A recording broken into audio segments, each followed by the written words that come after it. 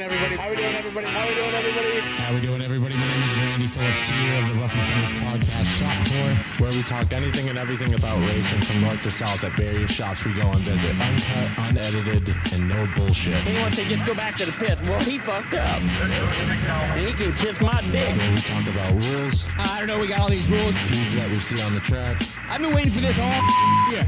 You've been running it? You've been running in the back of my hole for like 5 years. Running in the side of me, blaming me. Watch the video, bud.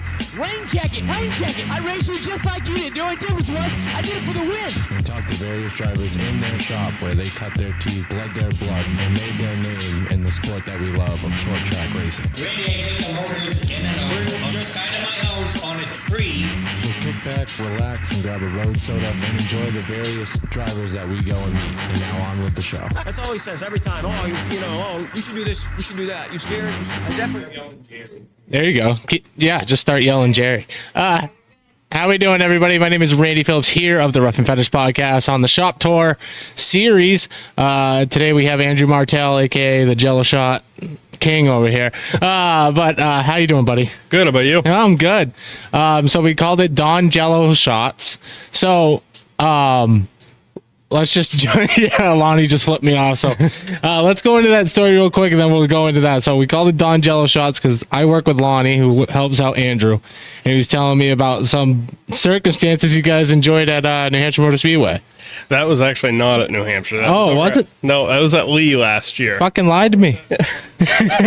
Yeah, that was pretty funny. We out in the camping area, obviously, hanging out, having a good time, and met some nice people next to us, and they were just awesome people, and they were like, oh, you want some Jell-O shots, whatever, and I'm like, oh yeah, sure. So they're like, oh, reach in. So we reached in, all of us grabbed a bunch of them, and gave Lonnie one, and of course there's a blue one, and I'm like, oh, this is good, and he's like, mine tastes like Dawn dish soap. I'm like, bullshit. He's like, seriously. I'm like, come on. I was like, no, it doesn't. It's a grow up. And then all of a sudden, I didn't see him the rest of the night. He was out there puking. That's why. So it definitely was Dawn dish soap. That would ruin it for me forever. I would never.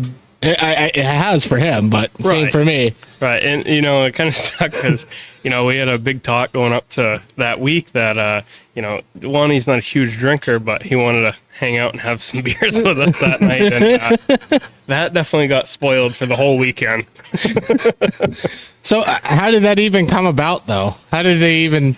Which part? The dawn all together. How did I have no clue. The lady was crazy. like, oh, just reach in the cooler. And I mean, shit, there was hundreds of them. And I was like, are they actually playing a prank? Like, what's the deal? Well, that's what I said to him. I was like, if they're doing that, I would have came unglued. Well, I mean, he has every right to be mad. Absolutely. Yeah. But, at first, I was like I said, there's no way. Yeah. Why would you put Dawn dish soap in one of those? But then on the other end, I'm like, maybe she was trying to do that to, joke around or whatever. Well, obviously, Lonnie got the shit end of the stick on that one. But no, I have no clue. And then the best part is so that night goes on, whatever. The next day, she goes, oh my God, I feel so bad. I'm like, about what? And she's like, I had 2 containers of Dawn dish soap in one of those. I'm like, why would you put them in there? And she never really gave me an actual answer. So I'm like, well, that explains that. Yeah. So, yeah, he was pretty impressed, and impressed. That's how that went the rest of the night. Yeah, no, that's shitty. Especially when you're pie-eyed and you're like, oh, cool, fucking Jell-O shot, and then just ruins your whole fucking night. But how did you get started into racing? I know your grandparents fielded a car back in the day. So I don't know the exact year. I think it was the early 90s or late 80s, whatever it was. Yeah. They bought or built a Camaro in 95. So 90s. Jamie was part of that deal. Oh, okay. I think he drove it for a few races, and then after that, whatever happened. And then Mark Blair drove for them for a little while, and I'm not 100% how it all, played out. Like, I don't think it was consistent, year by year. Yeah. And then they took a little bit of a break, and then my stepfather at the time, Randy Town, was driving for them, and then they won the championship back to back in 99 and 2000. And then my uncle was old enough to finally drive, so instead of doing the race car thing, they kind of got out of that. They bought a bunch of go-karts. We went up to Sugar Hill, and then I started running.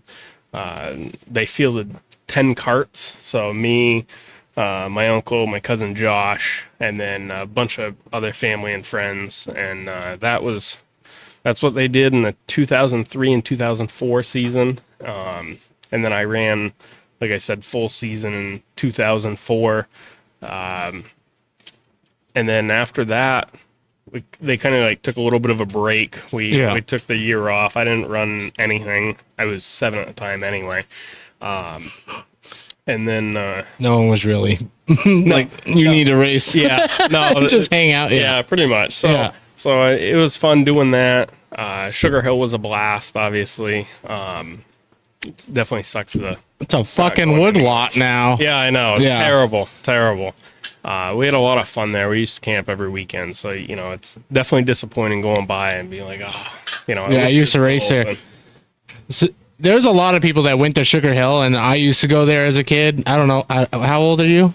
I'm 27. 27, yeah. So, yeah, I was hanging out around there. I used to go there with my buddies all the time and just like go and watch and see what it was. Yeah. I think that was like my start into me like kicking my dad in his shin to get back into racing. But it never transpired into shit until I was 18. But no, Sugar Hill was cool. I remember that place very well, and obviously now it's a wood lot and shit like that. Yeah, definitely disappointing to see. I wish that place was still going. We were really good friends with or still are, I should say, with the people that owned it before, and it was just a blast. We met a lot of people, hung out with Jerry Nadeau and all them up there. Just a blast. A lot of people got their start in racing there, and that's the craziest thing. Like looking back at it now, at the age of what am I now? 28 now, I think. Fuck if I know. It all blends together now.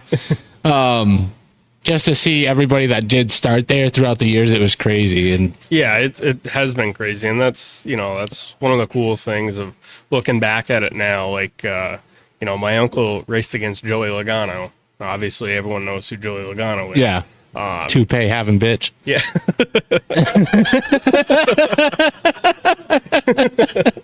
But yeah, no. Yeah, Joey used to race up here and cut his teeth up here for a little bit, and then he went down south. But no, that's crazy to see. Like when you connect the dots and you see where everybody went in their direction after you guys all used to hammer each other on a go-kart track. You're like, oh, fuck it, we came a long way. You know what I mean? Yeah, absolutely. It's definitely crazy. Yeah. Crazy looking back at it, and it definitely even though like what everyone else is to become, like Joey Cup champion, Sean Collier used to who was the MIT cop that was killed during the Boston bombing deal. Yeah. He used to drive for my grandparents.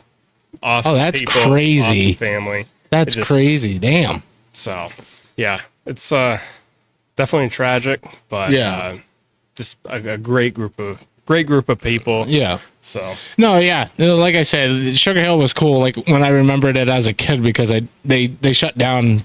I don't know what year, but after that, it lost pretty much everything. Yeah. It all fucking went down. Yeah, it all just went away. So after that, you did that until what year? I did the Sugar Hill shit just for that year. Oh, okay. Then you just jumped into a full body car? No, like I said, I was at 7. Yeah.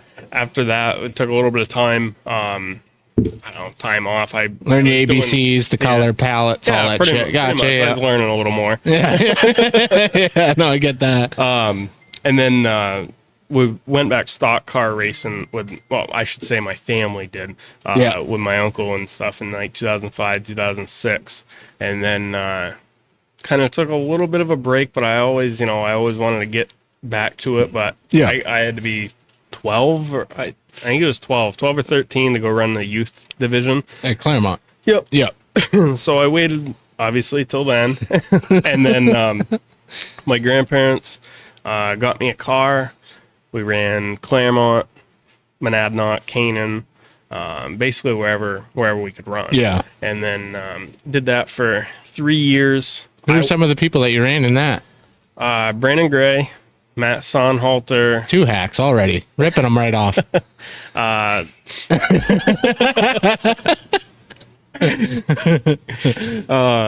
Evan Burke. Who else? Cody Sabins.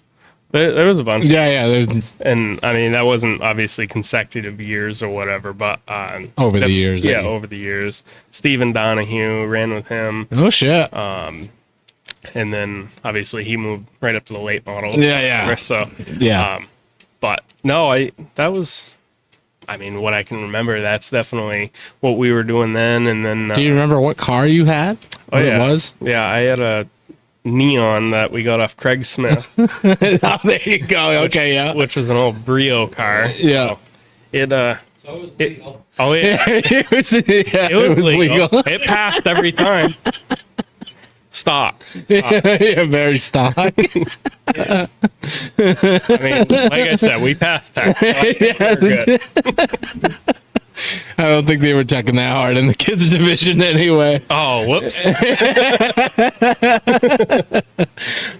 So after that, what did you do? What year was that actually when you stopped doing that? 2013, 12? 12. 12, okay. 12. I wanted to move up, but the money wasn't completely there, and it took a little while to get rid of the car. Yeah. So, and we obviously couldn't just do it without getting rid of that one. So we took the year off. My brother at the time, Brian Town, was running the ACK late model up at Devil's Bowl. So You were what at the time? Stepbrother at the time. Oh, okay. So we Another hack. Awesome. I love it. yeah, he sucks. Yeah. So we went up there, ran full season up there, Yeah. and then the year after, he got a street stock over the winter. And so basically he would still run the late model and play around with the street stock. So I was kind of helping him with that and driving the street stock here and there. Yeah. Absolutely fucking terrible. I sucked in that so bad.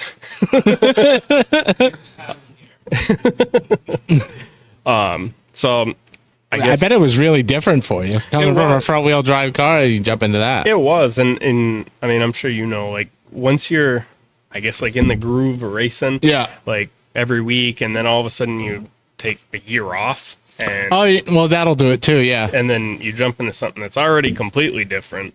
It's night and day. I So can't wait until I climb back into a car and just knock the front stretch down. I can't wait. I know I'm gonna fucking do it too. It definitely happens. I mean, I've done it numerous times. Yeah.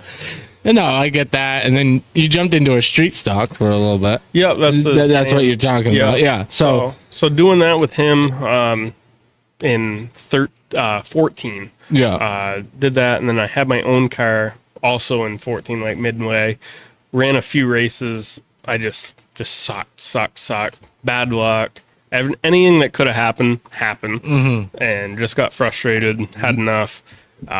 So our buddy Sam Earl was helping me out, and he's trying to make it better. And I I don't know. I'm like, I suck or something, you know. You just why don't you get hard on yourself, yeah. And so he took it over and started running, and then started running well with it. And I'm like, I really do suck. I'm like, this ain't good. So I'm like, well, I guess my racing days are gonna be over then. And I was like, I don't know. Well, long story short, we broke something one night, and I was like, yep, this is the final straw. I'm done.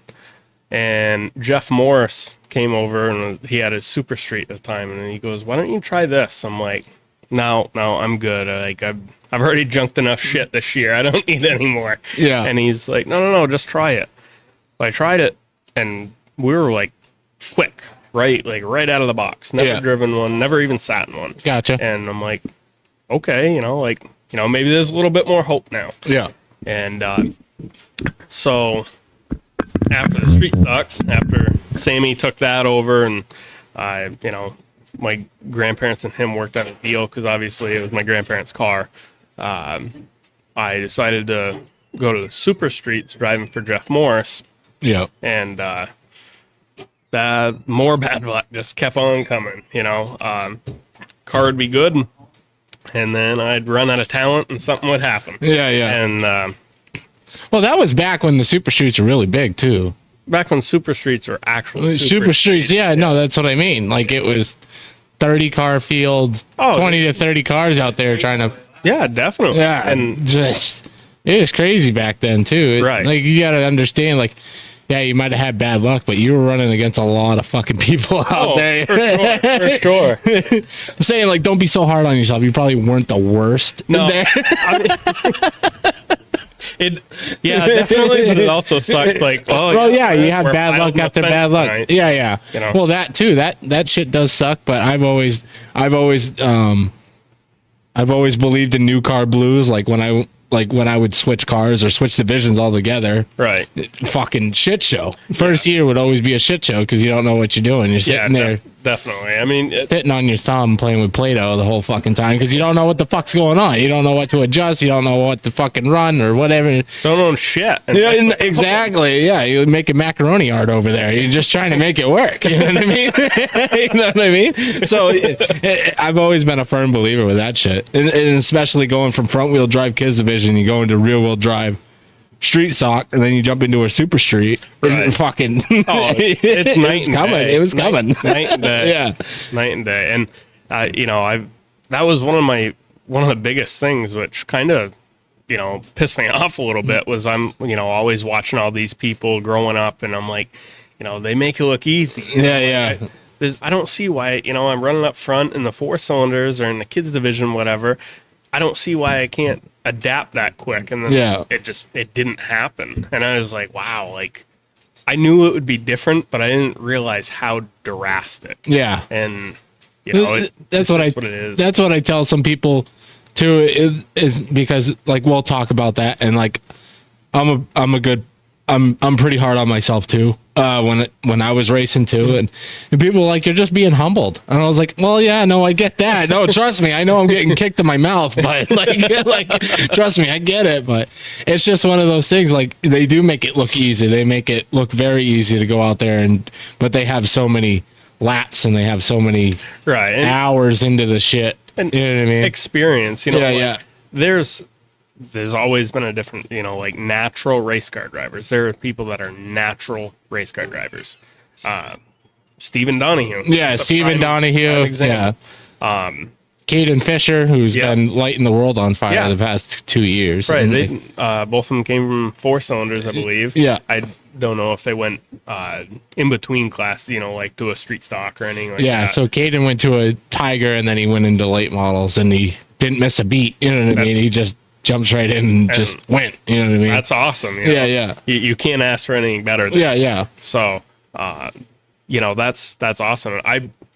I wish I was like that. No, dude, same here. Trust me, I'm a fucking couch racer. So like my race of the day is go to get a beer from the fucking fridge and see what's on the TV. You know what I mean? Like, trust me. But I'm just saying, like, you were out there with a lot of fucking people. So like, yeah, it must have been. At the same time, it might have been like a fucking hard to you in the moment, but you didn't see the bigger picture of like you're racing against some fucking people. You know what I mean? True. I think that's probably it. Yeah. Looking at it, I got running like shit in a street stock, and then go to a super street and running like shit. Like nothing's changing. So now I'm getting more mad. Yeah. I really don't even care to do it. Yeah. No, I get that. So, but I love racing. So obviously we're there every Saturday night, Friday night, whatever race, and go from there. But that is what it is, and we just kept moving on. Yeah. So. No, I get that. How many years did you do the super street? I drove the Super Streets up until 2018. So you ran 4 or 5 years? Well, kind of. I had to take a year off in 16 because when I was driving for Jeff Morse, I broke my back down at Monadnock. Jesus. So, how the fuck that happened? throttle stuck going down the front stretch. Oh, that'll fucking do it. Yeah. So put the motor pretty much right next to me once I hit the turn one wall. Yeah, no. So that one ended the car, ended that season. Took me out of the following season, and then I don't know, hemmed and hawed. I wanted to go back. My grandfather wanted to go back. My uncle wanted to go back. My grandmother obviously was like, "You don't need another car. You know, you're gonna get killed." Blah blah blah blah blah. And so, what was your biggest takeaway from doing all that stuff? Putting more time into it, like, you know what I mean? Like, what was your biggest like takeaway from it? A wake up call, really. I guess, as in, you know, now, like, this is no bullshit. Like, I guess. Oh, I'm calling bullshit now. What I never really thought of is, like, it would never happen to me. You know what I mean? Like, obviously crashes would happen, this and that, but it would never be severe, right? Like, always gonna walk away, no issues. And then when that one happened, I'm like, you know, holy shit, there's a chance you might not walk away. And obviously everyone tells you, you know, every time you strap into a car, there's a chance you might not go home that night. Yeah, definitely, I understand that. But how often does it happen? And then, yet again, you never think that it's going to happen to you. Yeah. So with that was like more of, okay, safety. So, like, I don't care if there's $10,000 worth of stuff that I wear. Trying to get around sheet metal over here. That's Jamie. I'm not surprised. But yeah, so, you know, like the containment seats, the good belts, the good helmet, the good suit, like all that shit does stuff. And, you know, obviously you can go extreme with it, but it's worth the money. Yeah, no. I always tell people that, like, and like I was one of those people. It was like, well, fuck it. I was like, well, if I fucking go out, I go out. At least I'm doing it while racing. Totally get that. But at the same time, I think my biggest wake up call was talking to like Littlewood's dad, and he was like, you need to go to work. You need to go to work that Monday. Yeah. That's what you need to do. Yeah. So if you're out here with this janky ass fucking seat and a fucking soft collar, you ain't gonna go to fucking work if you hit the wall. You know what I mean? So no, I totally get that. You're investing in your own well being. You know what I mean? Right. And especially if like the throttle hangs and you literally have enough time to shit yourself, pretty much. If you're lucky. It's turtling by the time impact happens. You're investing into yourself, and you're just hoping everything works to what it needs to be. Right. I mean, we lost the biggest icon of racing at the time because of a failed belt. Exactly. You know what I mean? Exactly.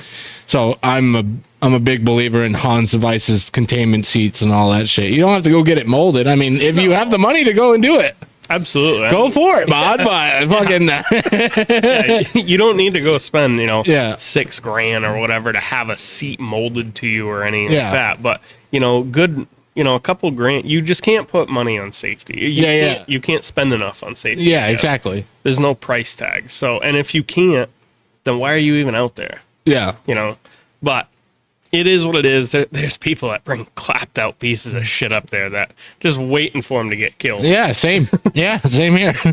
Like there were some times I was like, damn, I should really update my shit because this is going to fold and I'm going to be fucked. And like, so like at least I was like I totally get it. It took me a couple years when I first started racing to actually give a shit about my well-being. But I also came from running at Hudson doing flagpole races with full body cars and a DOT seat. Like it didn't fucking matter to me. You know what I mean? True. You just sleep without a pillow the next day, but we weren't doing 65 into concrete. You know what I mean? Right. So, exactly. Yeah. There's a little bit of a difference there, but same type of thing. Yeah. No, trust me. I definitely started, but yeah, I get it. Like there's some people like, we're not going to name them, but I have no names, but I've seen some serious things and I was like, holy shit. Yeah, like pretty throughout the surprising. years. Oh yeah, don't get me started. There used to be a couple people that would fucking self tap or screw their seat into the fucking 2 pieces of plywood sandwich through the floor, and I was like, yeah, I give you one fucking hammer and you're fucking done. Like now you're gonna be rolling around in the seat. Fuck. Yeah, I know, dude. Trust me, when I saw it, I was like, there's no way that they're. But this is back in the day, so not really people put a big matter into it. You know what I mean? Right. Hans's and containment seats were out there, but people weren't really It wasn't. in the know of Right. everybody. So, Well, no, trust me, I get it. I mean, I've seen some sketchy shit in, 2020, I think it was. Yeah. When we were, no, maybe 19. Jamie knows exactly what I'm talking about. And maybe we'll get to that a little later. I probably shouldn't talk about it too much because I don't, it's definitely not good, but not many people put 2x4. I'm so fucking confused, but keep going, yeah. 2x4 bracing to tip their seat up a little bit more in a tour type modified. Okay, that's fucking. Yeah, no, that's not. I don't need to mention any names, Yeah, but that's absolutely crazy. Yeah, no, that's crazy that would even be a fucking thing, especially in a tour type. Oh, multi-million-dollar operation, and we just I needed to extend my seat up forward, and so I put a 2x4 and painted it black. You fucking dumbass. Nope, that would definitely not be one of the things I would definitely try to do there. Yeah, No, absolutely that's, crazy. Some things like No. that just make you go, wow. Yeah, no, trust me, I totally get that. So, after the super streets, you jumped into a modified. Yeah, 2019. So you did. No, so 18 I ran my late model. It was last year of my late model. Yeah. Got rid of that, or super street, whatever you want to call it. Took 19 off pretty much completely, except the last couple races. I drove for my uncle a couple races with his late model, but I worked with Brian Roby all season with MRS, Tri-Track, the crate stuff, Yeah. and then yeah, any modified race we were at. Yeah.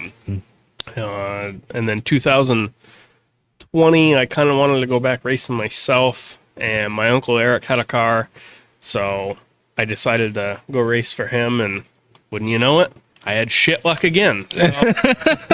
So that was that. Again, got frustrated with it and said, no more of this late model stuff. I'm done. Bad luck. Sucked in it. Not worth it. Spending too much money to do absolutely nothing. Yeah. And so I talked with Brian, and we put a little deal together, I guess, if you want to call it. And he had another car laying around that we were using a 19 that was all bare chassis, had all the parts to go back in it. So I put it together, I run it, and I was like, well, obviously I'll see what fundage is. I can't go spend $1,000 every week to go. No, I get run that. it. Yeah. And he's like, no, whenever you want to run it, it's completely up to you whenever, but you're putting it together. Okay. So Jamie and I put it together in Brian's little garage. Barely has a light, so he gives us a shop light. Again, multi-million-dollar operation, and here's a spotlight. What the Different fuck? multi-million-dollar operation, right? Right, the big garage. We weren't allowed in that one, obviously. So put it together, and then set it up and go from there. And decided to run Claremont because it's 10 minutes from here, so it was definitely convenient. Not too much money to go run there, obviously, instead of traveling. And Well, it's close here. It's like 10 minutes from here or something like that. 15 or something 10, like that. 15 minutes. Yeah. So 6 miles one way, 8 miles the other. Yeah. So yeah, we did that. Kind of put a little plan together to run just Claremont, and that's all I planned on doing. And then, helping him out the rest of the time. Yeah. And once we got racing, the car was just bullet fast. And the second night out, I won. And then we got second in the second feature. And then Going back to that, let's not just skip over it like it was. You have all these. Were you winning in the street stock in the super streets? fuck no. Okay, well that's Fuck what no. I'm saying. So this is your. No. You jump into a modified. You pick up your first win. How did that feeling feel Oh, after amazing. punching I was like- yourself in the dick for Yeah, fucking like- 10 years? You know what I mean? Like you know what I mean? Like you just skipped over. You're like, yeah, we won. Fuck it. But how did that feel? It was just absolutely amazing, like, so 19, going with Roby, Yeah. not running, not driving myself, I should say. We're out there winning races and championships and this and that. And I'm like, this is cool. Like, we're actually up front. Obviously, I'm not driving, but Yeah. this is what it feels like. Yeah. And then once I had the opportunity to do it, because I'm like, yeah, I got to try it. And then when I tried it, and I'm like, holy shit, like, there's actually hope that I can drive. Yeah. I'm gonna tell them about Oxford. Oh my god. Yeah, we'll talk about Oxford in a little bit. So, Good time there. oh yeah. So anyway, yeah, definitely You feel better about yourself? for sure. You stop having fucking shower beers Yeah. and stop crying in the damn thing. Yeah, Fucking- you know I what got over the crying thing. So Now, so there was no shower beer experience. I get that. no, unfortunately. But yeah, no, that's cool to hear that you fucking go out and you. What was it? Your first start in it? No, technically my third race because That's not bad. The first race, I remember this race shit. because I don't think you started on the pin that race, did you? the night that I won, I did. You did, oh, okay, and then you came in second. But there was a race that you had at Claremont that you came from like mid pack and you came all the way Yeah, that to was the front. that was well, we had quite a few pretty good runs at Claremont. Yeah, I know. That's when I started hearing about you because I'd watched the video and you're just fucking going. You know what I mean? That thing's been going pretty good. yeah. And that's one thing that I've been very fortunate about is once we got to the modified racing, the tables turned. Yeah, And, exactly. The luck has definitely been there. We've had a very fast race car every time we've been on the racetrack. Yeah. Obviously, a little bit of bad luck, but nothing major compared to like what I had before. Yeah, no, I get And- that. And it's been a blast, so back to with working with Roby and everything is I ran obviously all of what was that, 21, and I wanted to go run down at Lee. I've been there numerous times and just never raced. Well, first time we were down there, fast car on the track. Yeah. And I'm like, holy shit, this is cool. So we start deep in the field and all of a sudden doing our thing, and later on with minimal laps to go, Yeah. find myself leading it. I'm like, shit, we're gonna win this. And then the late race caution came, and then Brian saved way more than I did, and he ended up beating me, so we finished 1-2, which Yeah, was awesome. that was the race that I was. Yeah, so that was it that I heard about. It was the Lee race that you had. Yep. You started deep in the field, and then towards the end of it, you were It leading it, like yeah. you said. Yeah, it's Lee has definitely treated me very well. big Wow. ass track. Holy Oh, fuck! you're fucking sailing. Yeah. But yeah, it's been crazy. Once I got into the modified racing, the luck has definitely been a little bit better than than before. And yeah, honestly, I couldn't do it without the guys behind me now. I mean, I got an amazing crew. I mean, shit. Yeah, they fucking teared down a whole fucking modified by the time I showed up before I set up and everything. I don't even have to work on my car, and then they give me shit when I do work on my car. So probably maybe because I break some bolts and stuff like that. But no, awesome guys, and they make my car go really quick. So can't complain there, and that's that. But I guess we're getting a little off topic. Oh, no, we're not getting off topic. I just wanted you to talk about your first win after dealing with all that shit. And then you've had solid runs in the modifieds, even running for Roby or yourself. You've ran solid. I mean, and then what made you go to the MRS? So last year, which is, by the way, the car that I had last year, to clear it up to everyone, that is not the same car that I drove for Roby. It was not even a Roby Motorsports car. Where'd you get that one? It came from Aaron Fellows. Oh, okay. Gotcha. But besides that point, at the end of that last year, we talked about going on the tour because I wanted to go to different racetracks. I didn't want to be set on one place. And the whole crew was like, yeah, definitely. I don't care what we do. Yeah. And the fundage was there. I got great sponsors that just came on board. And we decided that if my car didn't sell, that we were just going to turn my car into a tour car. Gotcha. And if not, we'd just keep a crate motor in it and run it with the MRS guys anyway.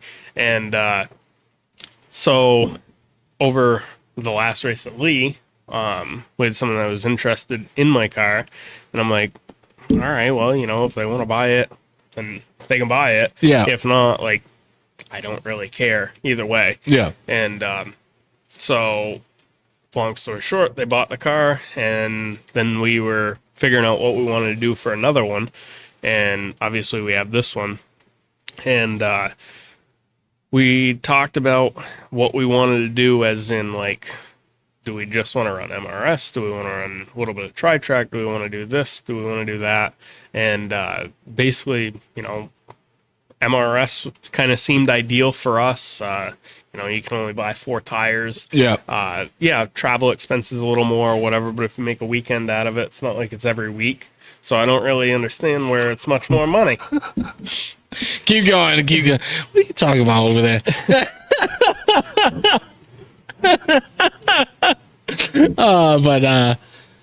No, I get it. To save you some money on fucking tires. I mean, I don't even. What the fuck does a mod tire go for? I think they're like 210 now. 210 now. Back when you started, it was 165. Yeah. Okay. So it was a little bit decent back in the day. Now it just jumped up fucking. It's just stupid. Serious. Just stupid. So I totally get the MRS stuff. But the MRS tour is pretty big. All the tracks around here just announced that they're going to Claremont. They're going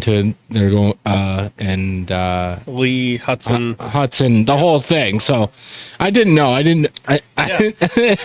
I'm towing a line right here. You know what I mean? All good. I knew that they announced it at like Hudson. That's going to be big. Have you ran Hudson? No. Yeah. So in 21 we ran full time. Yeah. At Hudson. Yeah. That's like I said. I guess we've been kind of jumping around a little bit, but after I won that first Claremont race, fortunately, I was able to get some pretty good sponsorship, and it ended up letting me run full-time Claremont and Hudson. So we did that, and Hudson's different. Definitely not my go-to. Yeah. For sure. When you go to run to an egg to a whole fucking bull ring, it's definitely different. Yeah, it don't take long to burn the tires off. Oh, no, it's an abrasive track. I love that fucking track. That was the most fun I've had because Hudson is totally different from all the other tracks, just like all the other tracks are different from Hudson. You can absolutely sail the shit out of the car into the corner.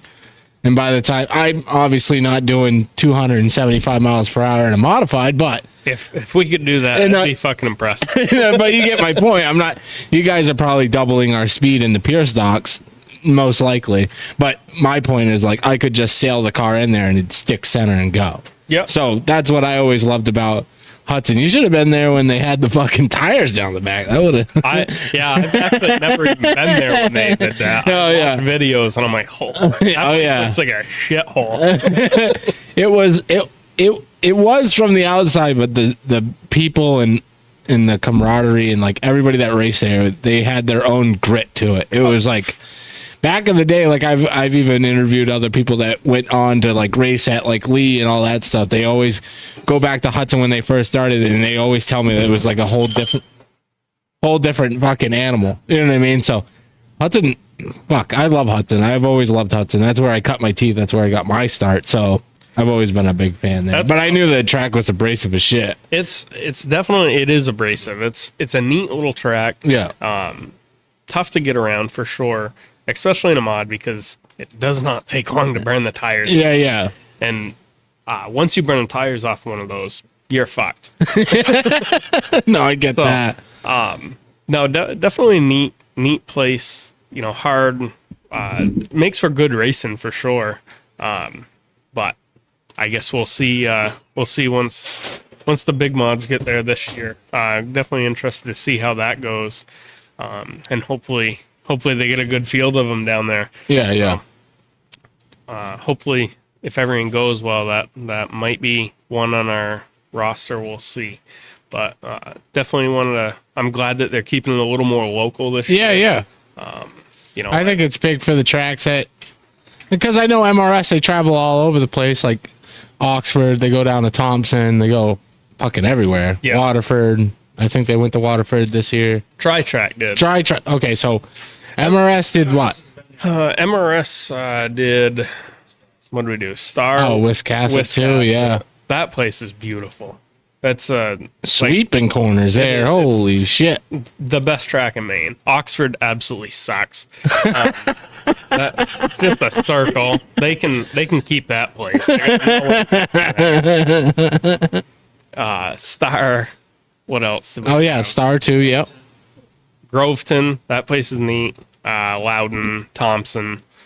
That's fucking wild. Yeah, you could read a book all the way down the back stretch. You can, but I can tell you right now, the first time I went out, my hands locked up because I was so fucking scared that when I went down the straightaway, I'm like, we're just going way too fast. Yeah. Too fast. And then you get down in the corner and I'm like, oh, I'm going to be right in the fence. I know I'm going to be in the fence. Yeah. And just turn the wheel and just nice and easy. But every lap, I was like that for like 10 laps. Oh, it's a big track, but it's definitely technical too. Like, make sure you don't knock down the backstretch wall when you come at it too, because it just skins up real quick. You know what I mean? First stretch, Andrew's on the radio. Holy shit! Yeah, you just gotta have big balls and no brain. Yeah, I think you're good to exactly. go. Yeah. Well, that's how every race car driver should be. Fucking just ship it. Yeah, pretty much. You know what I mean? So, why don't you like Oxford? You have fun times at Oxford? Oh, well, we did have a good time with Roby up at Oxford. Yeah. But me driving there, I don't know. You get a big halo about this big and about that thick, and then just turn the wheel this way and hold it right there the whole time because it's a big circle. Yeah. Oh, yeah, no, I've been there too. Yeah, I should have brought a rope to pick my fucking head back up because I'm looking through the windshield like this the whole fucking time. I'm like, I don't know how people do this. Yeah. Sort of thing. I'm not. 2019, we brought both cars here. You got to tell them. Oh, boy. So. Yeah, so how was Oxford in 2019? Oh, boy. Have you ever seen a modified smoke the right front tire off? Like burn it off, or like smoke? or you mean like knock it off? No. Just smoke bellowing off the right front tire. Never in my life. Me neither, until then.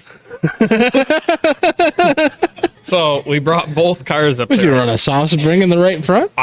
Roby set me up for failure. So he said to me, he goes, you want to try the car out? And I was like, yeah, sure. We brought both cars, brought the tour car and a crate car, just because tiny, you shouldn't really need the horsepower. Gotcha, yeah. Maybe the crate car would be better. No. No. So It's all about setup there. You don't have to have a bunch of power to fucking get around that place. well, this hot setup was not Hot even setup, close. that's for sure. It was hot. When the right front's like 600 degrees, you know that's not working. We're up there and practicing. He practiced both cars and he's like, "Yeah, I'm gonna go with the tour car." I'm like, "All right." And he goes, "Well, before we put this one in the trailer, you want to try it?" I'm like, "The tour car?" And he's like, "No, the crate car." I'm like, "Yeah, sure." So this is the first time I ever turned laps in a modified. Oh, gotcha. Okay. And go up there with the tri-track guys. Hirschman, Hersey, Swanson, big name guys. Yeah. And so I go out there and I'm like, oh, all right, warm up tires, whatever. They drop the green flag, come down into, I will guess what you want to call one. and start turning. Okay. So start turning, and I'm like, boy, this thing's a little snug. I'm like, all right, hit the back stretch ish.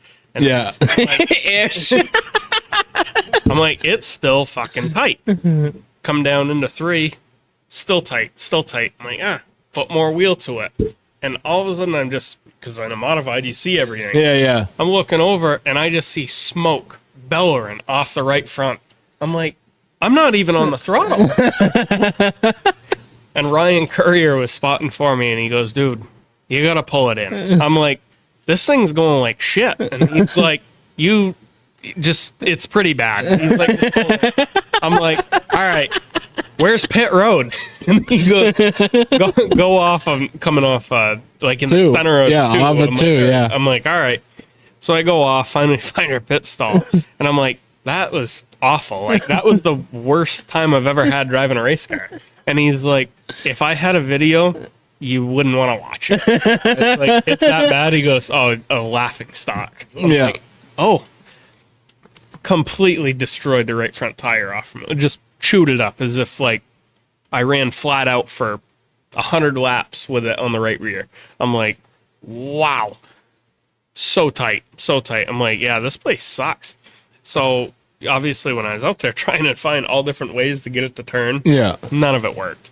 So definitely not the setup you want. Yeah, definitely don't want to. So what was the setup? What was it? A soft spring in the right front or something? Or like what the fuck was it? Like goddamn. Regular conventional setup, but I think I don't know if the shocks were off. To be honest with you, I really don't know. Roby was just sounds like it just things. Fucking. Yeah, you bring a bicycle out there, would have handled better. It just he didn't even give you a practice with it. That was the practice. Was the heat race? No. It was the feature? No. I didn't want to go any further than the practice. Oh. Okay. He just let me. I thought you were in a fucking feature doing this shit. I was like, good lord, dude. No. Oh, gotcha. No, fuck no. so that was that, and that's when I realized I'm like, boy, this setup sucks, but so does this track. Like, I don't really like the circle thing either. And then obviously this past year when we went up, the car handled better, but not a ton better. And it's a hard track to set up for, and I had the same thing because I did the mini stocks with Desmond, and he told me, he's like, wrong transmission in it. It's in 4th. You have to run 4th gear here, and I tried it in first practice, and I was like, okay, 3rd gear chips out at the fucking start line. I didn't know that'd be okay. It's okay that it does that because you would just set it up. So like I was shit showing. I did lead a fucking heat race for once, but fucking yeah, no, that place is definitely different. Like I said, I was looking out the fucking I was doing this half the race, and I was like, my neck's gonna fucking hurt. Oh, you know what I mean? Right. So fucking so we did that, and it's like the setup was great. It was just snappy. The fucking thing was just, I went into 3, never turned one fucking lap at Oxford, and I turn in, and then it just snaps right. And here I come, almost kill Cody LeBlanc and fucking Cody Sabins right off to hit in the dirt and do that stuff. Halfway through the fucking race, I finally figured out, hey, hit the brake a little bit, it'd be okay. Because what he told me was like, if you run 4th, the motor will slow you down. I'm like, okay, that's fine. Like the gearing will slow you down because we'd run big gear there. Yeah. So that's what I was doing. Definitely was not working on that first lap of the feature. I was like, holy shit. But after I started like dragging the brake just a little bit coming in, it just came to life, and I was like, holy shit, okay, maybe it's not the track, maybe it's just I'm just stupid out here. You know what I mean? But no, like, especially like, I've never seen a modified in my life fucking roast the right front ever. I've seen them fucking sit sideways out of a corner and be like, oh, we should tighten that up a little bit.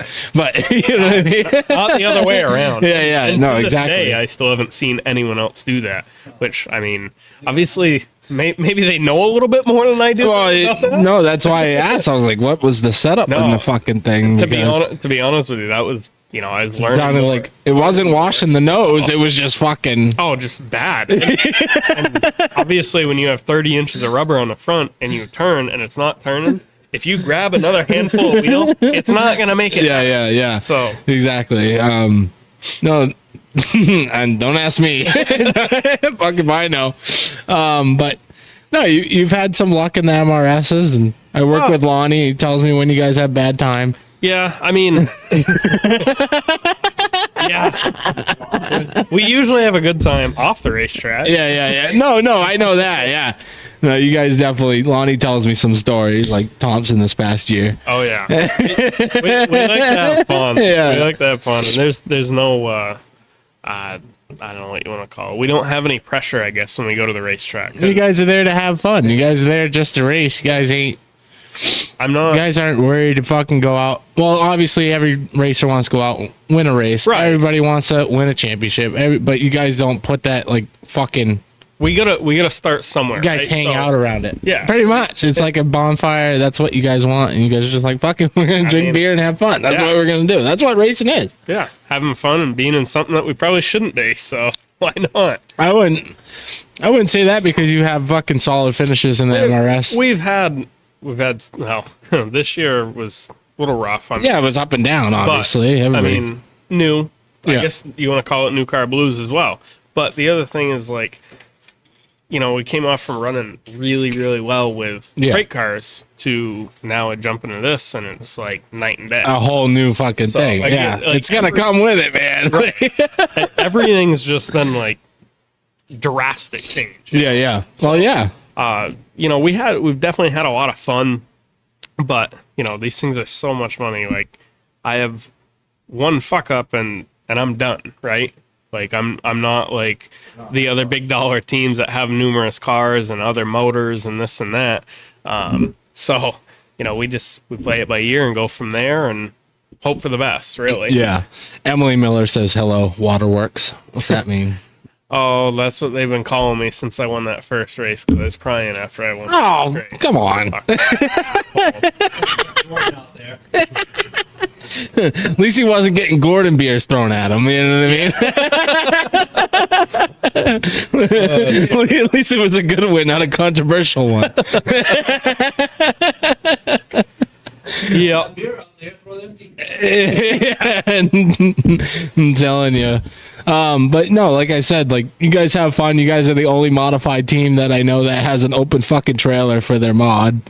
Yeah, I mean, Don't ever change that. I'll be don't- fucking pissed off if you ever show up with a fucking enclosed. you saw when you pulled in, there's a perfectly good enclosed trailer, right? Yeah. But it's a great storage shed. No, I get that. It's got no interest in using it.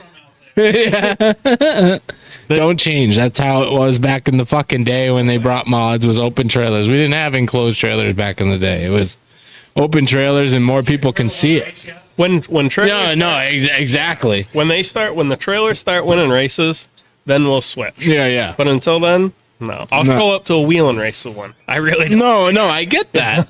No, that's like you have NASCAR stars that do it too. Like the truck series, they had a guy, I can't remember his name off the top of my head, but he showed up to a race with an open trailer with the second car. He's like, fuck it. He's like, I don't have one little enclosed trailer, not a big stacker in the NASCAR series, and a fucking open Right. trailer. I am pulling for that fucker because that's gonna be fucking. You know what I mean? Plus, it's a fucking walking billboard. You know what I mean? Oh, all your definitely. sponsors are going all the way over, and like, yeah. Yeah, The open trailer bonus. I hope more tracks do that, and like most of them, they do watch this kind of stuff. So like, I've been pushing that, like open trailers, fucking bring it back to the old days, and like you see Hudson, they're going back to like the have fun days, open shows and stuff like that, and Kids these days don't know. oh yeah, no, there's a bunch of fucking prima donnas out there. You saw a race car on a trailer going through town. Yeah. We lose our mind. Yeah. It's No, exactly. That's how I knew races were that day. Right. Is when I first started, because there's a bunch of what the fuck is that on the back of a fucking truck going to Hudson, like back in the day, like. Yeah, no, it was definitely some serious fucking honky, like hunkers out there, you know what I mean? Like, but at the same time, you still saw them with their spray painted numbers and their fucking spray painted fucking logos. There was no such thing as wraps back in But that's what fucking made- 2009, 2007. Like there was nothing. It was spray paint, shitty stencils. And you got that rolling. But But that's what made it like what it is now. yeah, that's right? what made I mean, kids get into it. Exactly. Yeah. How many kids do you see into it now? Yeah, not many.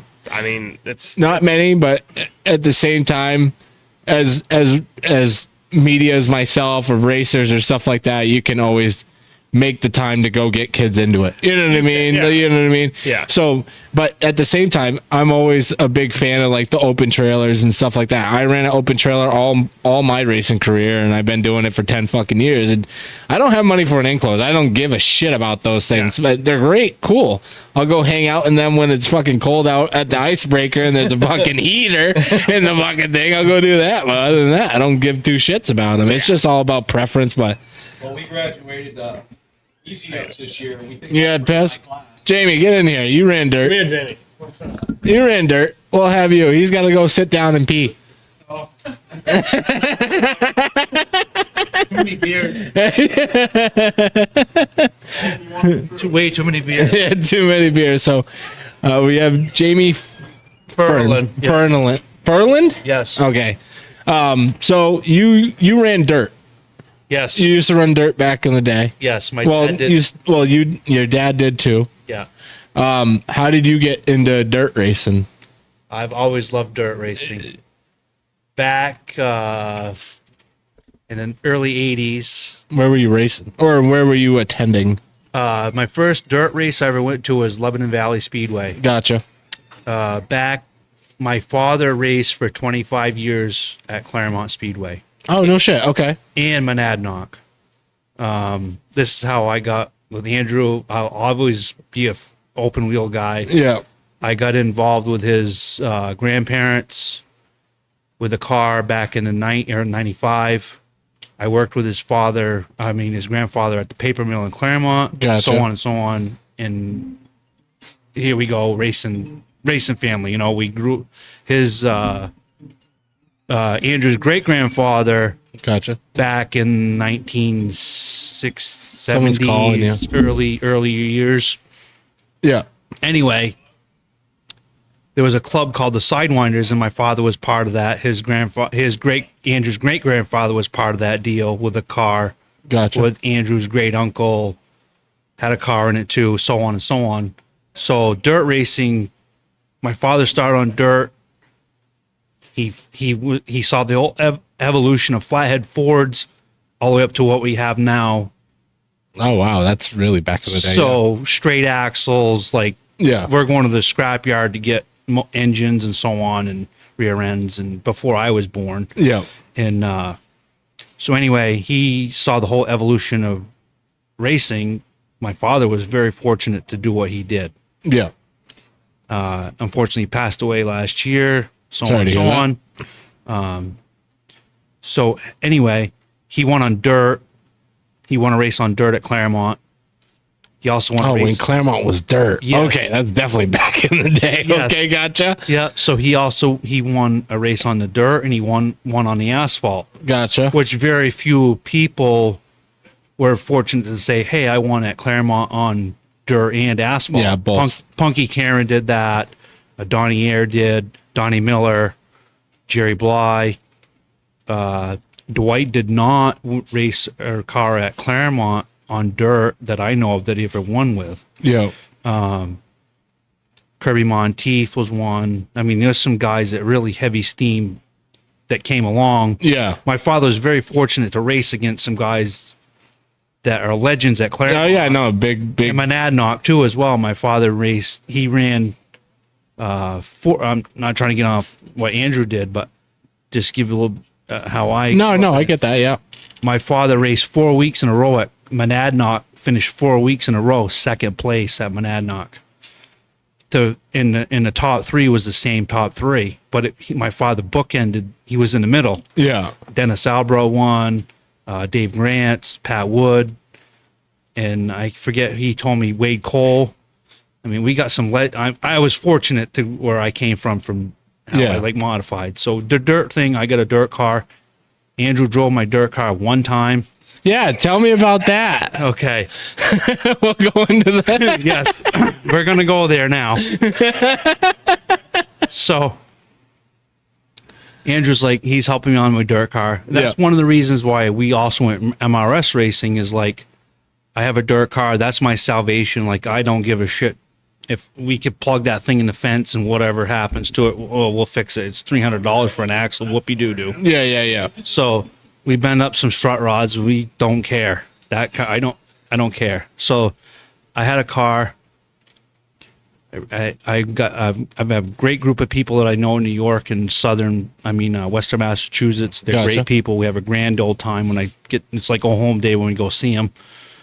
So Andrew's like, I don't want to race at Bear Ridge. I don't want to run at Bear Ridge. I'm like, well, all right, you son of a bitch. We're going to go to Lebanon Valley. You're going to learn something. Oh, he learned. So here's we go off to Lebanon Valley. He's like, oh boy. I'm like, Andrew, you ain't gonna set a hero. And we're talking to some guys that race there. They've won multiple championships, multiple races, and one of the brothers is like, just take it easy.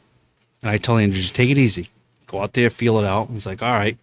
So he goes out there and fires off into warm-ups. And now the sportsman class, which crate motors, to the big block class, there's 2.5 seconds difference between the speeds. Gotcha. And we're not talking about they call it a half mile, but I call it more like a 5/8, like it's a little bit smaller in Thompson High Bank. Gotcha. It's fast, and you don't mess around there.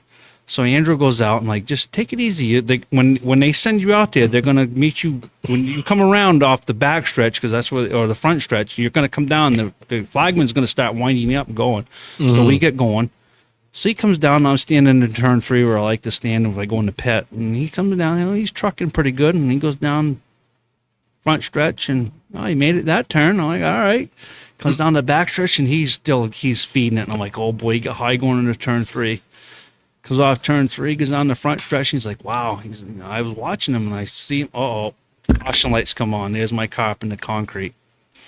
Huh, that was quick. So he did that, and he's like, oh man, because he didn't want to get dirty. Yeah, you ain't gonna get dirty if you don't stay. If you stay out of the shit, you're not gonna get dirty. So he put it in the shit, right? He poof, big cloud of dust, and there's my car up in the concrete. I'm like, oh, that's gonna go. Well, I can just drop it down the street, because if it needs a clip, PMC will put it on the damn thing, because PMC's like 3 minutes down the road from Lebanon. Gotcha. So they drag it back in. I'm looking at it, and some guys that we didn't even know. We got an axle, we got this, and I'm like, fuck this. We're done for the night. You already ruined it. I don't race. When I bring my car to the track, I don't race out of somebody else's toolbox. Yeah. I never will. If somebody comes over, hey, you got a strut rod, just take it, because I never expect to get it back. Yeah. I mean, look at the shit in this garage. I mean, there's a lot of stuff in here. yeah. So I'm a collector. Like, if I know I can use it, I'm going to take it. Yeah. So anyway, guys come over. I'm like, Andrew's like, oh, and he comes in all covered with shit. And it's like, so that was a saving grace. I got kind of a laugh at his expense. He got all dirty and he didn't want to get dirty. Yeah. And he's like, I went down the straight because he never been that fast. He never been on a track that big. Yeah. Well, yeah, that is a big track. Compared to like the crate car, Claremont, Lee's quick. But he said, I went down the straightaway, and he's like, I get set back in the seat. He's like, holy shit, Jamie. He's like, I said, what's your problem with the speed? Oh, Jesus. It's too fast. I'm like, oh, no. He's like, it's freaking fast. And then he got pooped in a turn. I'm like, what's wrong with you? I drove the dirt car. I drove at Bear Ridge. I drove at Devil's Bowl. Yeah. Devil's Bowl, I come off the turn, I'm like, oh boy, I got time to think of what's going on.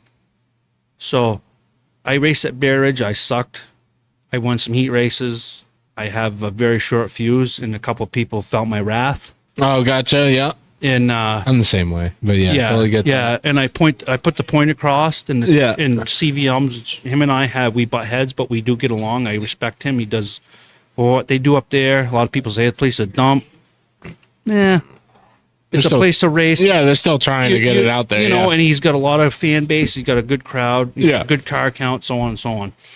So long story short, he's like, Jamie, you can't race like that. So I had a couple weeks off. I had to sit in the penalty box one night, and What's the penalty box? well, you go up and you get to sit with Butch, and Oh, gotcha. when he does a race call, and he's like, I got way more respect for you now than half of the people I race with that race here, because he said I've done this before for people and they wouldn't do it.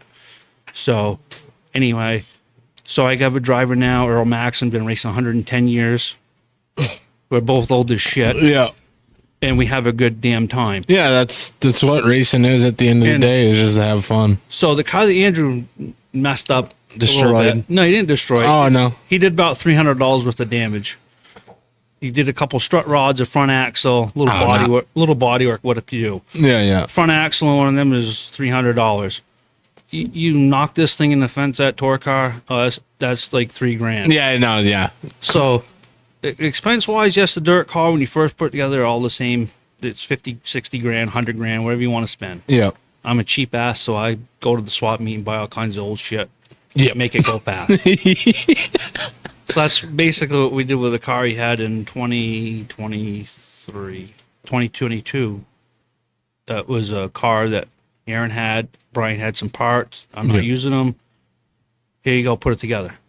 Off we go. Like, what? First night out of the gate, we're like, well, what do you expect it to do? I said, well, if we can be top 5, we'll be good. I'll be happy, because it was a goddamn cup race, whatever them and Nestra things are, whatever they want to call them today.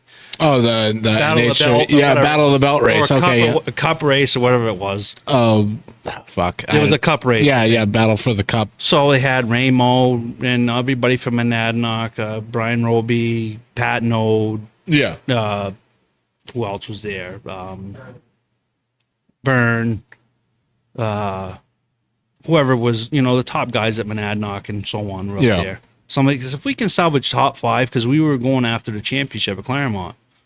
And he's like, we were running 4th, 5th, we were 5th. And I'm like, this is perfect point night, because half these guys the next week aren't going to be here. Perfect. Get cleaned out by a lap car. Whoopie-doo. So that just, like, fuck this. We're going to go for wins now.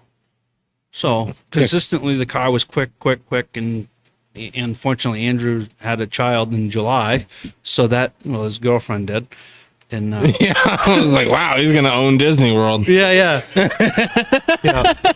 So anyway, we won a race, and so he's like, oh, I'm not gonna be able to make it. Who you want to put in the car? I said, he was gonna put his cousin Jeremy in it. I'm like, wow, I love Jeremy. I work on his car now. Why don't we put Roby in the car? So we put him in the car. Yeah. Roby sets fast time, wins the feature. Perfect. Andrew won a feature in Roby's car, and Roby won a feature in Andrew's car. So that's pretty cool. You guys swapped, did that trade damage, like punched the table. Yeah. So no, it's been fun. I mean, I'm an old shit, and I've been around this modified game forever, and you have fun doing it. If you weren't having fun, you wouldn't be fucking doing it. Right. And that's what it is. It's point blank. And the limited schedule in MRS works perfect for all of us, because we like to go to other racetracks and watch as well. Yeah. We like to watch people that wad their shit up. And yeah, it's better to be in the stands like, oh, that fucking sucks. Yeah, because we know the pain. Oh, yeah, that's a few late nights. Yeah. So anyway, that's my gig. And the dirt thing, like I said, I went to Lebanon Valley. My mom used to be official at the Claremont Speedway. She brought me to Mr. Dirt Track USA, race 17,500 to win back in 1982 at Lebanon Valley. Merv Trichler, nice, beautiful red and Troyer car, number 58 with a Hutter motor, whomped their ass like 3 years in a row. So I was a hero of, that was like my idol. Yeah. That guy was like awesome. So does your like dirt background jump into like the asphalt side of it? Like because I used to go to the track at Claremont. Yeah. Lonnie and I used to sit together at Claremont. Oh, no shit. Okay. We were, because we couldn't go in the pit. Yeah, that makes sense. Yeah. We had to be 16 to go in the pit. Yeah, I'd hide so in the back of the truck. Yeah. So all the kids would sit in the stands, and it was Lonnie, me, Guy, Karen, a couple others. We all sat together, and one by one went in the pit. Pretty soon that whole crew was in the pit. Yeah. There was no more people. We used to sit like 13 rows of Claremont in the back. See everything behind the flag stand, and it was like this. We all sat together, And so eventually, we all, one by one, we all went to the pit. And that's, you know, I mean, I know the way it is. I'm going to ruffle some fenders here, but kids don't belong in the pit at all. Yeah, no, that makes sense. I understand why the tracks do it because it's revenue.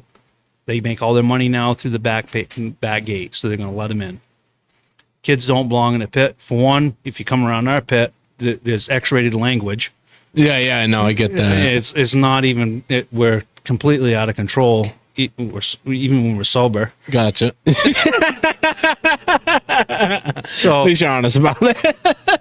and like cars, you know, people are, you know, they emphasize a lot of places like the race cars have the right of way. Gotcha. And it's emphasized multiple times at multiple tracks. Race cars have the right of way, and people have got their heads up their asses walking around the pit with kids, and kids have no, you know, some kids do understand what a race car and so on, but you got some that have they've never been around it until now, and they don't belong in the pit. Yeah, no, I get that. You got smaller children that are just running around, right? And you got a hot pit going, and you're like, what the fuck? And people's tempers are, you know, like we've seen some incidents over this, you know, you see them every week at certain places that boil over, and you're like, why? You know, kids don't need to be seeing that. Yeah, you know, but that's just my opinion, and I know it's not popular with a lot of people, but that's the way I feel. Oh yeah, at Thunder Road they don't allow kids up there, and like I know Seekonk does not. Yeah, Seekonk's a rough place. Yeah. When they bring a friggin' paddy wagon to the racetrack, there's bad. Yeah. No, for sure. Yeah. No, it's one of those things, and like I can see the other side. Well, I can see one side of it to where like myself. I'm a single father, so if I have to go and help out, I'll either get like when I go up to Thunder Road, I'll have a couple of my racing buddies watch him, their wives watch him. Yeah. But if I have to bring him in, he's in a carriage, you know what I mean? He just sits there all day. So no, he's not running around. Yeah. Not yet, thank God. But yeah, no, I get your point though. It's definitely a scary thing to have. I hope I never see the day that does happen, but you get my point. Yeah. I totally understand your point, but no, I appreciate you coming on short notice. Yeah, piss break's done, I guess. Yeah, I'll let him blab again. But thank you, man. I appreciate it. Thank you.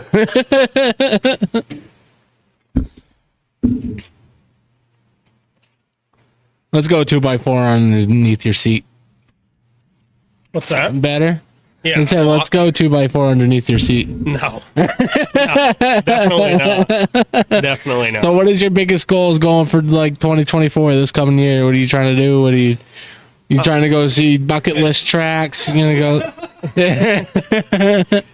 To be honest, I'm not 100% sure. Yeah.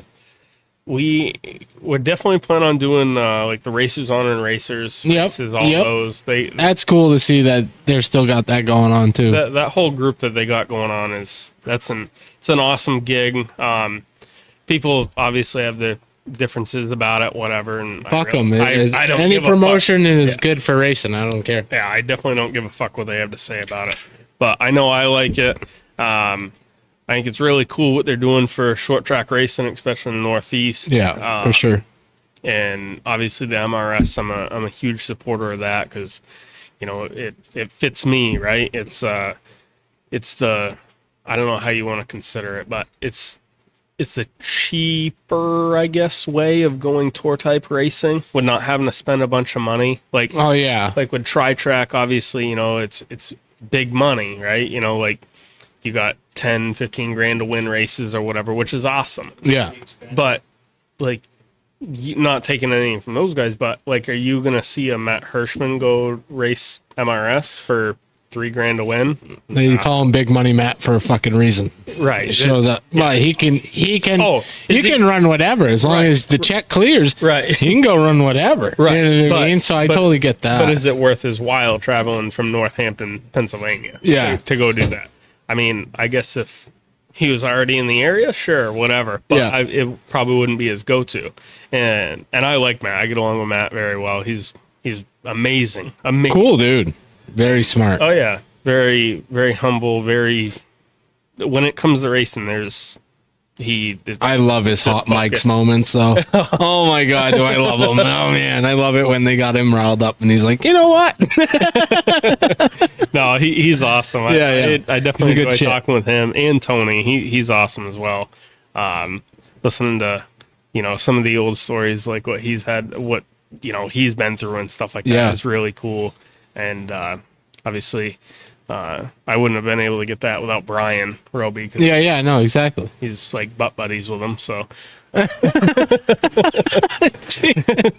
No, that family's full of history of racing and all that stuff. Like his dad, Hirschman's dad has had a lot of accomplishments. Hirschman followed his dad's footsteps and even in some points have exceeded his dad in racing. You know what I mean? right, and I'd love to see. I heard stories before, and I don't know if I was old enough. I don't even know if I was fucking born or whatnot. Probably not. Like they raced together or something like that. From what I heard, I think Claremont or other racetracks. Yeah. too. And I'd love to see that now because everyone says that like Tony is amazing. He's a mastermind. He knows his shit. Tony's smart, and the same with Matt. But Matt took that from, got it from Tony. You know what I mean? They're really smart. It's, I mean, I can't say that one's better than the other because I'm sure they're both. Oh yeah, amazing. no, I don't even try to even talk about that. It's just that whole that family that. What do you say? Yeah, like, exactly. Matt's amazing and probably the best in modified racing in this era, right? Yeah, and that's for sure. I don't know if that'll ever get topped, and if it was to ever get topped, it won't be anytime soon. Yeah, no, exactly. They know their shit. They know how to get after it. Yeah, definitely, and that's why it's crazy going to all the different racetracks and watching them. It's I don't know, it's like second nature to him at any racetrack that he's at. He's so good. Like I'd kill to have half of like the experience, good luck that he has, whatever. Yeah. It seems like everything just like talent. Yeah, like everything just falls into his way, and I don't think that it's all luck. I mean, a good portion, sure, but like he's always putting himself in the right spot at the right time. most of his races that he's won or even competed in, he just hangs out for the first. Well, the big money races, he just hangs out and then he goes. You know what I mean? He's always been known for that. Oh yeah, that too. Yeah, he's definitely dealt with a lot of shit. That's for sure. That's why I laugh. Like talking with a bunch of different people. Yeah. Like, Roby working with him and talking with like Tony, Ricky, and all those guys. Yeah. Like, it's just crazy how. With the modifieds and the Hirschmans, like they're so perfect on everything. Like everything is beyond perfect. You know what I mean? And it falls into I don't even know what you want to call it. Like everything works the way that it needs to, and then all of a sudden they're right up front. Yeah. But like starting up front and then letting people drive right by you. Yeah. And there's 50 to go, something. Yeah, like that. because they're sitting there. They're like, "Oh, you wait." Right, and I've seen it done. Like I've seen Matt just like let people go, and I'm like, that's got to be tough because you're like, what if that caution doesn't come? What if this doesn't happen? And then that's the beauty of fucking racing and situational awareness.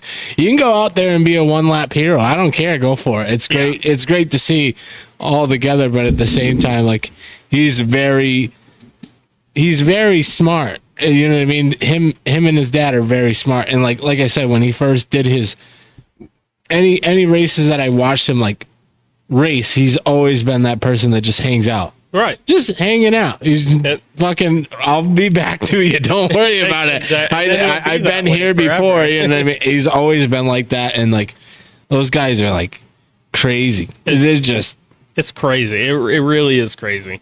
But I don't know. I guess that's the joy of modified is what I consider it. Like, yeah. You don't really see that so much with any other racing, I think. You know what I mean? Like, not that all the other racing's bad or anything like Yeah, that. Like, ACT is amazing. Like they're Yeah, so tight, so tight. Like what the field is split between like 0.3 of a second. Yeah, from like first when we went to 30. the Milk Bowl, first through like fucking, I think it was like 12th was separated by maybe like a tenth. That's It was all off 1,000. So I was like, Jesus Christ! And then you had fucking Gluchaki just fucking put down a fucking burner. I was like, Jesus Christ! it's wild. Yeah, Absolutely yeah, wild. no, yeah. But no, it's tight racing, and like you said, you see it in the mods. It's all about situational awareness. Everybody's on the same kind of shit. It is. And it's all different setups, but at the same time, you gotta. It is. It's just more of like who can save the most. And I'm sure that, you know, you got to save with a late model as well. But the modifieds definitely seem more, if you can save the most with the modified, you, as long as you don't put yourself in, you know, in a contention or a place to wreck, you know, Yeah. then you're good to go. Not that you're going to win it, but you have a fighting You chance. got a shot. Yeah. Right. And I don't know. That's like we've talked about numerous times of like, if I was to run anything else, I'm like, oh, you know, like ACT late model, whatever, would be kind of cool. Like, I do want to try one. And then Jamie tells me, he goes, oh, it won't fit in the garage. Won't fit in the garage. Yeah, that is true. Yeah. Because Yeah, you'd be right close, dude. I'm like, You'd have to assemble the fucking thing outside, but that's the beauty of. But that's the beauty. That's why I do this shop tour shit, because of that reason alone.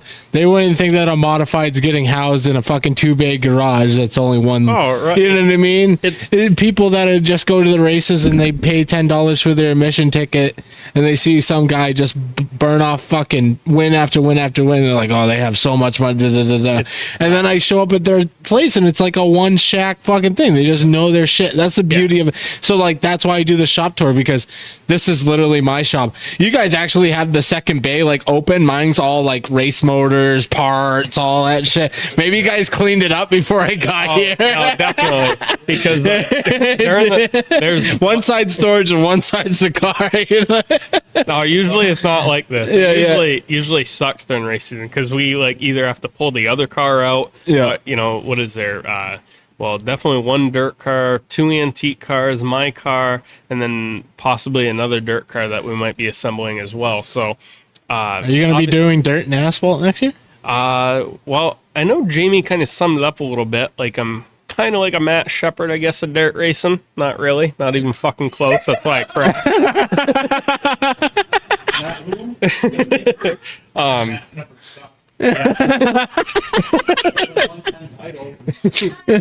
But I didn't know. I didn't know if you were trying to get your feet No, wet, because it's like, I do want, like, I wanted to try it. I really did. And I was like, you know, yeah, we'll get your side of that day, I guess. yeah. I mean, now that we're talking about it, might as well. So, I mean, obviously Jamie filled you in on how my dirt career started and ended all within under 12 hours. Yeah. And, so yeah, I mean, I'm pretty fucking good, I guess. But,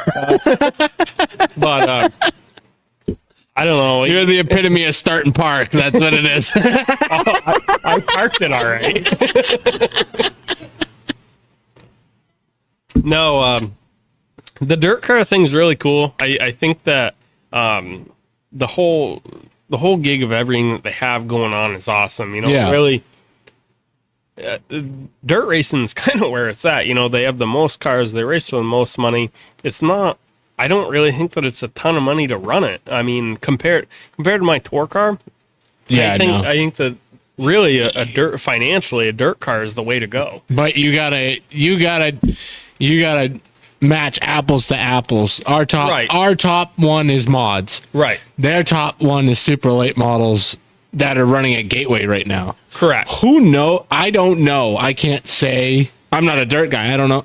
So I know tour types. Yep. Lots. Oh yeah. You know what I mean? So until Anything to run in a top tier division is obviously expensive, right? yeah, That's as long as the check clears, you can go run whatever the fuck you Right, want. right. You know what I mean? You know, if you got the money to do it, you know, you do whatever you want.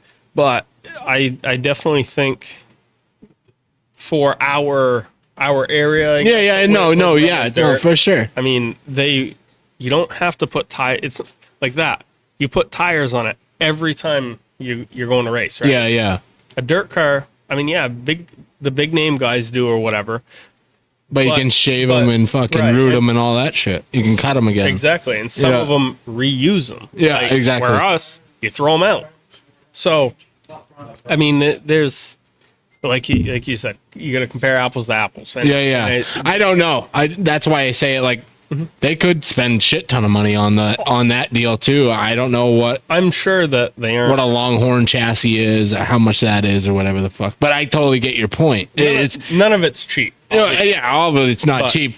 We're at the end of the day, we're all fortunate that we can go out and enjoy a hobby that we spend fucking 30 grand on every year. Right. And like, as long as this sport is definitely a hobby that you don't look at your fucking checkbook on what you do. Like when I raced, I'm running a pure stock. I would spend good amount of money, fucking 5, 6, 7 grand almost every year. That's because I sucked and just wrecked cars all the damn time. But I mean, so you love work and hate money. Yeah. I hate having money. That's why I do it. Yeah, you got to get rid of it. Yeah, exactly. They can't take it from me if I already piss it away. You know what I mean? It's either the racetrack or the single mother fundraisers. It's either one. You know what I mean? Yeah, you can't get blood from a rock, so you're good to go. Exactly. But no, I totally get it. But like, it's different, you know. Being able to. I need to get into the dirt side of it. I'm gonna have Jamie fucking drag me through fucking all the dirt pits and all that stuff because I need to get on the other side of it. Because all I know is asphalt, and I went to a couple dirt tracks, but it was down south, and it's totally fucking different than up here. We got people running DOT belts with long and short sleeve shirts out there with a minivan rolling it. They get out there happy. I'm like, what the fuck is going on down here? You know what I mean? Do you like the dirt stuff? No, I love it. I absolutely love the atmosphere of it, but at the same time, like, I haven't been to one up here. Down south is totally different from the north, and even asphalt. Even asphalt down there. Yeah. It's all different, and like, but at the same time, I've been to a dirt track, but like Devil's Bowl, they pull in a lot of fucking cars. You know what I mean? They put in a lot of cars, and like Lebanon Valley. Is that still? That's what exactly how much out of the fucking loop I am. That place is still open, so that probably does really well too. We go there. And then Bear Ridge too, because like I know Bear Ridge and Devil's Bowl. Right. Lebanon, I've heard here and there, but I never. I thought it was an old. Like a network of people I know. Yeah. On the dirt side and the asphalt side. Yeah, no, exactly. That's where I need to be because I love both of it. Right. Dirt has their own niche to it. Asphalt has its own niche to it, and that's why. I met one of the legends at the swap meet in Lebanon Valley. By the time I got done with that guy in 5 minutes, like it was like we were on home day. Yeah. It's like, you're a freaking living legend here in Lebanon Valley. I said, I got a poster of your car, the 99 Budweiser car. You done? Yeah.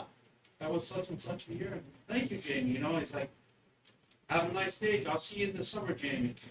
I only knew the guy for 5 minutes. Yeah. That's the other thing. So everybody's humble. A lot of the dirt tracks I've gone to, especially Lebanon Valley, because there's been some, Kenny Tremont, Andy Bichetti, like big name guys out there.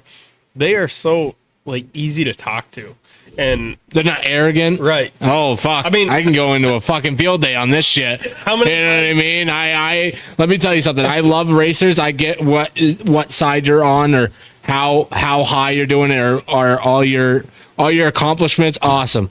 At the end of the day, if someone's coming up to talk to you, giving them the time of day. I've met so many fucking arrogant people in racing that it ruins it. And I'm not the one to fucking not and just like walk away from a conversation of like, I'll tell you, like, hey, like you could have handled that way fucking better. You know what I mean? Instead, you're a fucking yeah, you're a fucking asshole. It is what it is. But like, I love people that have all these accomplishments, have everything that like racing legends, like you said. And at the end of the day, they'll still talk to you like they understand, like, yeah, I've done all this shit, but at the same time, this guy's taking the time out of his day to talk to me. You know what I mean? They're still people at the end of the day. Yeah. And that's why no matter who don't let the ego fucking feel what the fuck you do, because at the same time, like your name is really like with racing, your name's only really exactly. like these fans are the reasons that you get the sponsorships that you do, that you make to put on tires, that you put on body panels, you put on right front spindles if they smoke it off the fucking wall. You know what I mean? You know what I mean? Your outlook on everything is like everything about you. That's how you sell yourself. Right. In racing, you sell yourself. You sell your equipment, you sell your race team, you sell, and if you're a fucking marketing asshole, and if you have team members that are fucking going off and fighting in the beer tent, not many fucking people are gonna fucking come and talk to you. You know what I mean? So like, you get my point. Like, Ted Christopher, with the reputation that he had of being a hack and. Yeah, Teddy. Yeah. I met Teddy numerous times, and Teddy was awesome. Down to earth. Like, I met him before he passed, obviously, his tragic passing and all that stuff, and he was an honest guy. But when you put that fucking helmet on, it's a whole different thing, and I've always understood that. But never turn anybody away. Yeah, exactly. And like, we had it this past year where Jeffrey Battle this past year went down to some race, and he was the only person talking to fucking kids.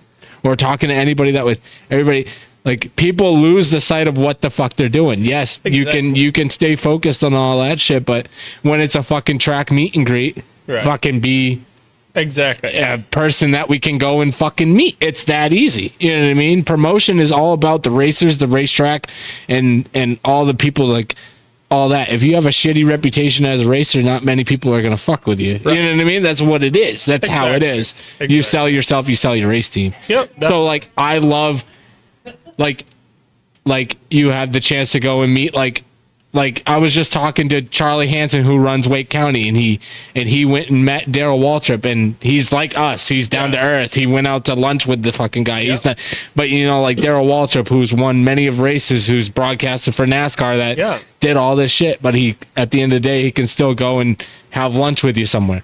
Which is how it should be. Exactly, down to earth. Yes, we appreciate your accomplishments, and it definitely brings conversations for years and years and years to come, but don't let that get to your fucking head, because it can all go away real quick. Right, and I ain't got. Walking back from watching the practice.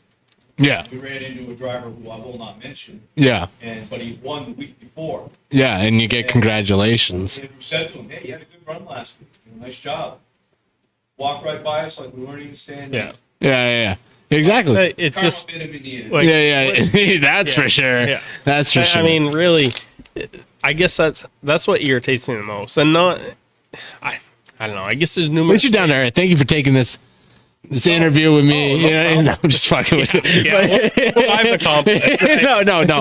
Right? No. But but people that have done less than you are fucking more arrogant than yourself. You know what I mean? That's exactly what I try to figure out. I don't. You know what I mean? And like, I totally get, like, people have to be characters of racing, but there's. You can't be arrogant about. Is drinking a lot of beer. Yeah. Exactly. I'll drink to that all day. I'll drink to. Anybody that wants to come and hang out with us. Exactly. That's. Yeah. Exactly. But you get my point. Like, it's all how people carry themselves. If you're arrogant, not many people are going to talk to you unless they're in the family or fans of you or know you through a different path. And it's such a slippery slope, because we only see the bad moments of some racers have. Like, Kyle Busch was hated for years, and now he's still hated to some people, but some people like him because he went to Chevy and all this shit. And I don't give a fuck. Exactly. Kyle's my favorite Cup driver. No, he's definitely my poor guy. You've been going through shit all your life, dude. Shitty finishes in a race car, then you go and watch fucking NASCAR on Sunday, and people are like, fuck you too, dude. You know what I mean? but I got to meet, like, Kyle had this whole rap sheet, how he's an asshole and all this stuff. Same with Kurt Busch, and I've met both of them, and they're down to earth. Yeah. Same with. They were there to race. Exactly. But I don't know. I mean, it all depends. I get exactly, and you gotta look at it as, like, you go down. Everyone has a bad day, right? So when you're everybody, and if you're in the media, they're only gonna take that. They don't look at the good that you do. They just take what you did that was fucked up. Right, and then using Kyle Busch as a prime example, like, he just gets planted in the fence, and then all of a sudden there's a microphone in front of him. We need to do that more. I'm a big fan. Then they all go, I don't know why he's such a douchebag, blah, blah, blah, blah. Yeah, well, we do have DARFs, too. We do have DARFs. Trust me. I mean, Yeah. it makes no sense. He just planted a $200,000 race car in the fence. I don't know. You tell me why he's pissed. Yeah. Like, obviously, common sense. Yeah. No, like, I get it. And, like, there's people that get a bad rap because they're just them. You know what I mean? And, like, I've met people that people hate, and they're the nicest person. You know what I mean? They'll pay for your beer. They'll sit there and drink beers with you. They don't care. Right. At the end of the day, they understand that there's an outside noise about them. Same with this, and we're not even that big, but we know we have an outside noise, but we don't give two shits. Right. We're going to still go and see racers in the race shop, drink beers, and fucking talk shit. You know what I mean? It is what it is at the end of the day. You know, we're short track racing. We all go to work.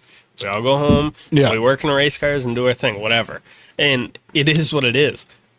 You aren't better than any. Exactly. I don't care where you finish. Like, We're fortunate. Yeah. We're definitely fortunate to be as good in life that we can go out and spend thousands of dollars on race cars, and also stupid at the same time because we should just get boats. But you get my point. We enjoy the sport. Just expensive. Go and fucking travel the world in campers and shit, but we. Yeah, but you get my point. We still choose to go out and we go and support our local racetrack. It's all in fun. After you win a race. Exactly. Oh boy. Yes. Yeah, we've done some boat rides. You ever done a boat ride during the summer in a field? In a what? In a field. No, what did you have, a fucking airboat? Nope. We just had a little John boat with a tractor getting. Oh, I was like, how the fuck you get across the fucking field? No. 1952 International Cup tractor.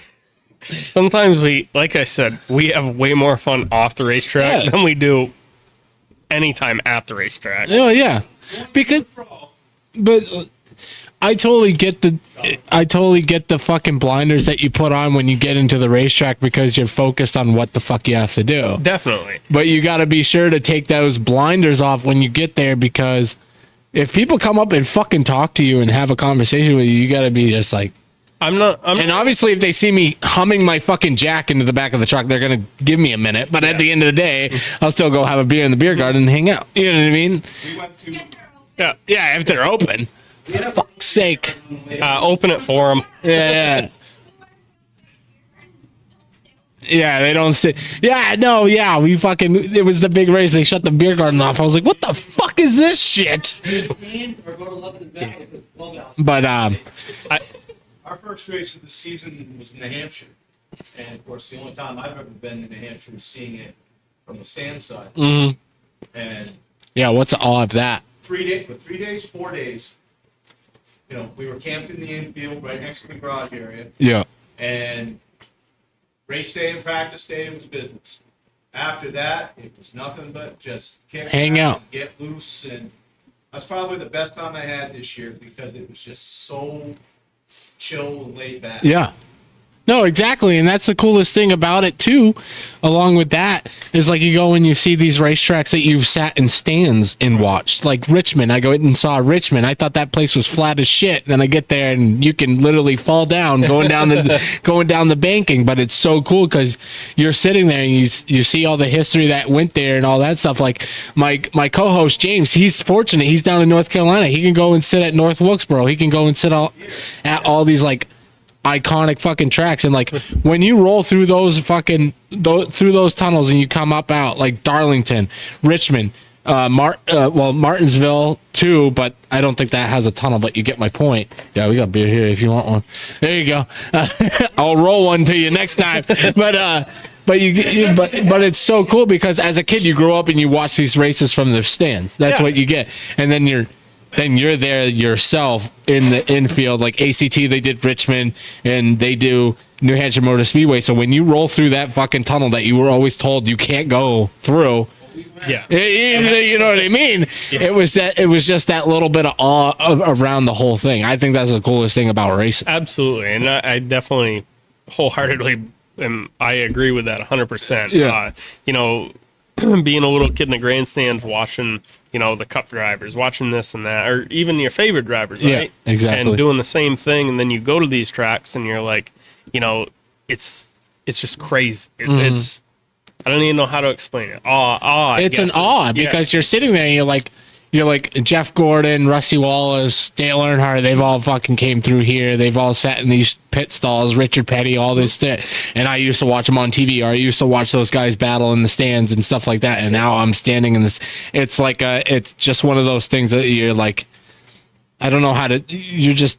I wouldn't say out of body experience, but you have an awe to it because you know the history behind it. You know what I mean? Right. Last week, my wife and some friends of ours were down their Christmas shop. Yeah. Came back through and we stopped at the racetrack because they have this great big Christmas lights. Yeah, the Christmas lights that I haven't brought my girlfriend to. Don't bring that up too much. Same. I wish you didn't. We go through the tunnel. Yeah. To go through the infield to see the lights. And I could give two shits about the Christmas lights because I'm looking over where we were camping this summer. Yeah. Christmas lights? What Christmas lights? Yeah. Exactly. We have a whole demeanor. Like, there's some days that I'm surprised people that don't race. I don't know what the fuck they do with their day. You know what I mean? I Like, couldn't imagine every my life day I'm without either it. doing racing, I'm making graphics, I'm doing something that has to do with racing. You know what I mean? Everything. Even when I'm at work, when I should be working with Lonnie, I'm fucking sitting there doing other shit. You know what I mean? Yeah. Making t-shirts, all that shit. Yeah, I've heard that numerous times. You know, What? people have said, oh, "Could you imagine your life without racing? No. How fucking fun would that be?" Yeah, exactly. Even if we didn't race, we'd still go. Yeah, we'd still like go on. Yeah, exactly. this year, you know, talking about our MRS deal and shit, right? Yeah. So we had like 6 races or whatever, 6 or 7, something like that. And I'm like, oh, you know, this will be cool. You know, we'll be able to go, like, we'll be able to go here, go there, do this and that. And I'm like, you know, I don't want to go to the fucking racetrack every week. Well, I was at the racetrack every week. Or then we went here to another racetrack, or we went down in North Carolina. Yeah. And we went to a racetrack, you know. So like it's always been racing, and I'm not gonna complain. We still watch it on. Yeah, even if we take a week or 2 off, you know, or whatever Still watching racing, enjoying racing, reading shit about racing. It's just been a niche that everybody's had that's been in racing because you can't just get away from it. I get that you get burnt out from it, but at the same time, the people that do get burnt out, they're still there. They're still hanging out. You know what I mean? Yeah, they're still, you get burnt out of fucking doing the shit all the time and you're just hanging out. Yeah, when you've done it for 150 years like Jamie has, you're still there. Yeah. And you don't know any better. That's all you do. Yeah. That's all. I mean, I just do not find any satisfaction in any other sport that I can at the age of 28 can just get into. Right. You ain't gonna see me on the side of the road riding fucking bicycles like those fucking Speedo heroes. But you get my point. Like those guys, I see them and I'm like, I don't know how the fuck you can take your kids mountain biking, but that's their thing. You know what I mean? And that's cool. Yeah. Good for Have them. fun. I'd rather go to the race. Exactly. And that's like, and like most people don't get that are on the outside looking into that is like you eat and breathe and sleep racing for. I've been into it for fucking over. Most of my life because my dad raced. So from the week I was 3 weeks old to now, I was in racing, no matter what it was. You know what I mean? No matter what point of it. So when you can't just let go of it, it's not one of those things. It's you a drug. lived in it. It's a drug, and that's what you do. I compare racing with like the Mafia. Yeah. I mean, I've been involved with it since I was knee-high to a grasshopper. Jamie and me went to school together. We used to watch races. Yeah. I get out of it for a few years. At one point, I was out of it for 10 years. I get right back into it again. Hell, I was out of it for quite a while, and then these guys pulled me back into it. Yeah, exactly. I compare racing like the Mafia. You try to get out, you just keep getting pulled back into it. Yeah, no, exactly. And I that, wouldn't have it any other way. and just so the people that do listen to this, he's saying that it's like the Mafia. You can take off 10 years and you'll still get put right back into it and all that stuff. I just wanted to reiterate so the people that listen, they can hear it a little bit better. Just make sure it's not cutting out and shit. But no, that's the biggest fucking thing about it is like, it's like people that are on the outside looking in that never had to deal with racing. They're like, why the fuck do you do it so much? And I'm like, dude, if you knew like all the times how many titties I've seen at New Hampshire Motor Speedway while enjoying the cup race weekend, you would understand too. You know what I mean? Like it definitely one of those things. But no, that's just a joke. But you get my point. It's just like all the camaraderie, all the racing, all the blood, sweat, and tears. You sit there and you watch it, even from a kid to even when you're absolutely destroying your hands on the car, and you're like, "What the fuck?" You know what I mean? But you enjoy it. You love it. It's a drug, like you said. It's just one of those things. The atmosphere. I definitely had to throw in New Hampshire Motor Speedway titties and the beads because everybody knows about that. X-Lot is where it's at, and everybody knows about that. Party. Yeah. Jell-O shots at Lee with Lonnie. It's great time. Yeah. you know, MRS is going back there this next year, so maybe we can get Jell-O shot round 2. We will do it. I'll definitely not put any Don Dish up, but they will be blue. Just for Lonnie. All or whatever the fuck it is. What? Tide. Oh yeah, Tide Pods. Yeah, there we go. No, don't give him Tide Pods, but just give him some other brand of soap. No, that's what you meant. Okay, I was like, what about Tide? But no, like that's the thing, and like people see all the seriousness of racing, but at the end of the day, like if they seen some of the shit that we've seen at New Hampshire Motor Speedway, Lee Speedway for the Oktoberfest, Wiscasset, Boss Hog 150, Oxford 250 has been fucking eventful some years too. Like it's a bunch of fun. It's a lot of fun, and you're like, what the? Like obviously this past year, a lot of people rode the fucking electric chair for some fucking reason, but who knows what that reason was? But it's still all what it is. all a fun time at the end of the day. We have our controversy, but we also have our good time within reason. We're not going out there being absolute fuckballs, right? But we're having fucking fun. If someone's running a fucking, someone's eating shit on a pit bike, there's a ton of people that like. Same with Thompson and the icebreaker, and there's a lot of fun that happens within racing that people like. For sure. They get glimpses of it, but until they're there enjoying it themselves, like the guy jumping the fucking fire pit at Thompson and eating dog shit all the way on the outside of it, dude. It's fucking great. You're like, wow, that must have hurt, but that was cool to watch. I mean, it's the fun of it. I definitely wish that, like, we could go back in time. I'm sure you would too, down to like Thompson. Like, trust me, I have some stories of some people that are in high places now that shouldn't come out. You know what I mean? Thompson. Yeah, Thompson, Lee. Ooh, Lee's a fucking sketchy. Thompson doesn't like fireworks. But boy, I might know a few people. Yeah, yeah. I was there for that shit. Yeah. Lee with the golf cart. Yeah, Lee with the golf carts. Oxford with the fucking golf carts and the mini bikes fucking racing in the fucking campground. Then we had the Star Classic where we used to have moped races out in the parking lot. Like it used to be a big fucking thing. I love it. That's the fun part of racing and just enjoying the shit. Yeah, we'll have our bad days and stuff like that, but we have a camper to go to and beer cans to throw at fucking people, and we're just sitting there all around the fire. The after and you can plant me in the wall, but as long as you say you're sorry for doing it, I'll still have you come over to the campfire and have a beer with me. Yeah, you know what I mean? Definitely. That's definitely.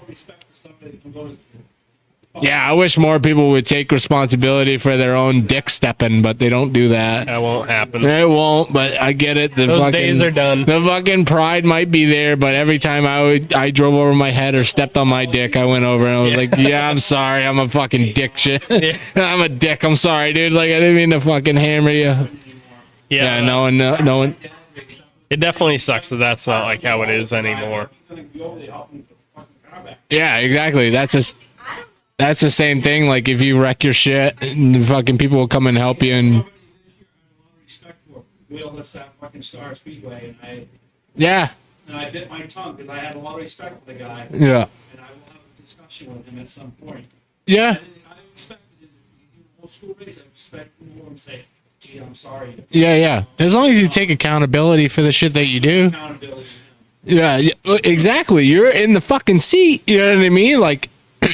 I get it. Like you're gonna have the people that help you, and they shouldn't even be in the whole thing altogether. That's another thing that we have a problem with the past couple of years. Is like crew members need to stay what the fuck they need to do because you're not in the seat. If it's between two drivers, okay, that's what it is. I drove Yeah. You know, and I know better. Yeah, exactly. Sometimes definitely, a lot of shit gets out of hand. Obviously, anywhere, Yeah. racetrack.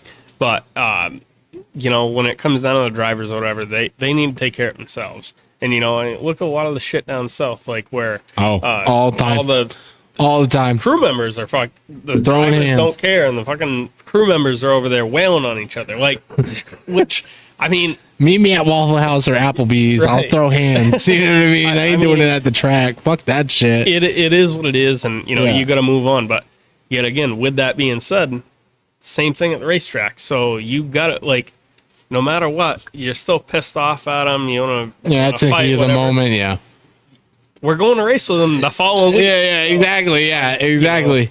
And that's why I always took accountability and obviously there's some moments you're like, okay, you need to get the fuck out of the way. Right. You know what I mean? Okay, I've given you a chance. Now you're just pissing me off. So now In you, the 90s, one particular team that I worked with, Yeah. it was Wild West because we didn't give a fuck. oh yeah, no, back in the night, I work with a, yeah, there's a couple people that work at Ruger that I work at now that they could tell me all about the old days at fucking Claremont. You know what I mean? They had WWF out in the fucking parking lot. You know what I mean? It's just one of those It things. definitely used to get a little wild up there. Oh no, for sure. Because the particular car I worked on, he drove over the guy's who was a double feature one night, got pissed off at me, kept running into me. Like, I'll fix his ass under caution. When my tires up, I'll go where it was fucking carburetor here, cleaned her up, fucking car. Modified, took it out of the championship. After that, they raced clean. No, yeah, I know. And sometimes you got and it's funny coming from Jamie because if you really knew Jamie like we know Jamie, yeah. oh boy, he's kind of a loose cannon. He just don't know any better. Not sharp enough too, but he's definitely had his moments. Well, yeah. When he was behind the wheel. No, yeah, there's the heat of the moment kind of things, and you go out there and you're like, okay. And at the end of the day, I get it. When you put the helmet on, no one's friends, but at the same. Yeah, exactly. I don't want to don't put me in the fucking shop because my wife's already fucking yelling at me, and now you just took the front clip off. Now I'm gonna get fucking, you know what I mean? Now I'm pissed off doing a clip and fucking still getting fucking yelled at. You know what I mean? Yeah. Yeah. Working on cars and staying with the times because the times now are different than they were in the 90s. Exactly. Everything's a different era. Yeah. And you're going to see that probably over the next 10 years. It's going to change. It's going the wrong fucking way because more kids need to fucking start taking accountability for the shit that they do. Right. And that's grown-ups too. And I was definitely one of those people. And I'm not going to say that I was a golden egg back in the day. I would fucking throw hands with people. You know what I mean? And but at the same time, when I was in the seat too, I would take accountability and I expect that from fucking other people. So when they didn't do it, I'm like, okay, I'll fucking come find you then. Fuck you, dude. It makes it way worse. Yeah, exactly. I'll give you till the next feature, but if I don't see you over here, all right, we'll fucking do it. But yeah, no. And I really do wish that racing would go back that way. Yeah. Problem is I wish that it would, but I don't see it happening. And a lot of it all depends on. Not to cut you off, I apologize. Oh, you're good. No, not that, but yeah, that too. But but I just wanted to throw that in there. It's it's taught now to not. To just worry about what the fuck you're doing and not, but at the same time, if you go in there and you fucking absolutely pound some guy and you don't go over and say, hey, I fucked up, then just know. Yeah, exactly. I give people 3 strikes, and then by the time they piss me the fuck off the 3rd time, I'm like, fuck you over. then. Yeah. Over. I'll fucking put this thing right to the shifter. I don't give a shit. You know what I mean? So I totally get it, but it's taught now. It's taught. I don't care what people say. There's some people that make their kids go out there and work on their fucking car and absolutely understand, hey, if you fucking bend this, you're fucked. Here you go. This is what you're going to do after. Exactly. And then it's sometimes that people that they just teach their kids, don't fucking worry about it. And that's stupid. That's fucking stupid. That's bought. Yeah. So yeah. Oh, yeah. Okay. Bought, but now, I shouldn't say 90% because this isn't saying it, the people that aren't the one. There's other low. There's yeah. But a lot of it's bought. Like, it's not like you go to the junkyard anymore, go get a car or go get this and that, put it on your car and go racing. Yeah. You buy this shit, or daddy buys this shit. And then they don't care if they junk it. Yeah, exactly. They're not working on it. And that's what I mean, that it's not taught anymore. It's taught to just go out there and fucking bend everything that you can. Grabbed water. Uh-oh.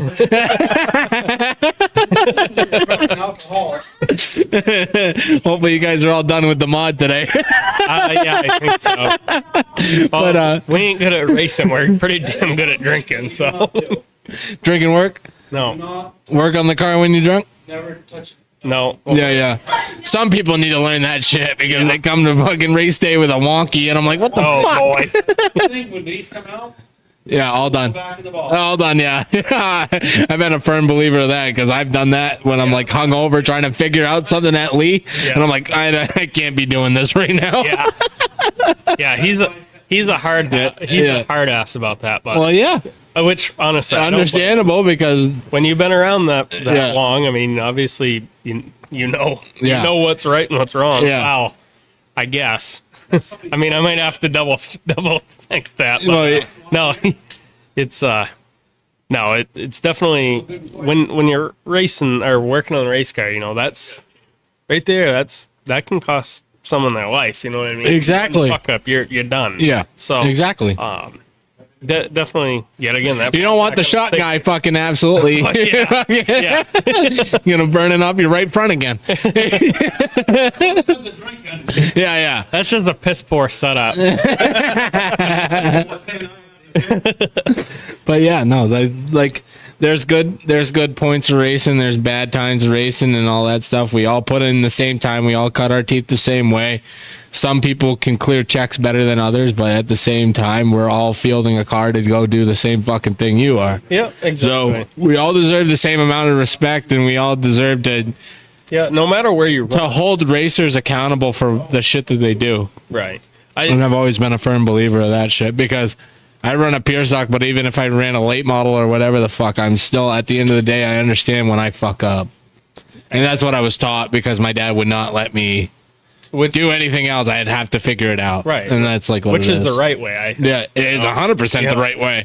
Because I wouldn't want to race against people that fucking just they just go out and they just ship it to a chassis shop to Right. fucking reclip the fucking thing and come get- back and fold it right fucking back underneath me again. I wouldn't be fucking too pleased with them after, you know what I mean? I get, It's just one of those I get things. more enjoyment, running like the way that we do. Is Making like, a nickel a dollar. Right. Out of a small shop like this. Yeah, too doing, bad. doing what we do and actually, bringing a decent car to the racetrack. Yeah. When I first started in 21, with Roby, like we showed up with a stacker trailer, which is really cool.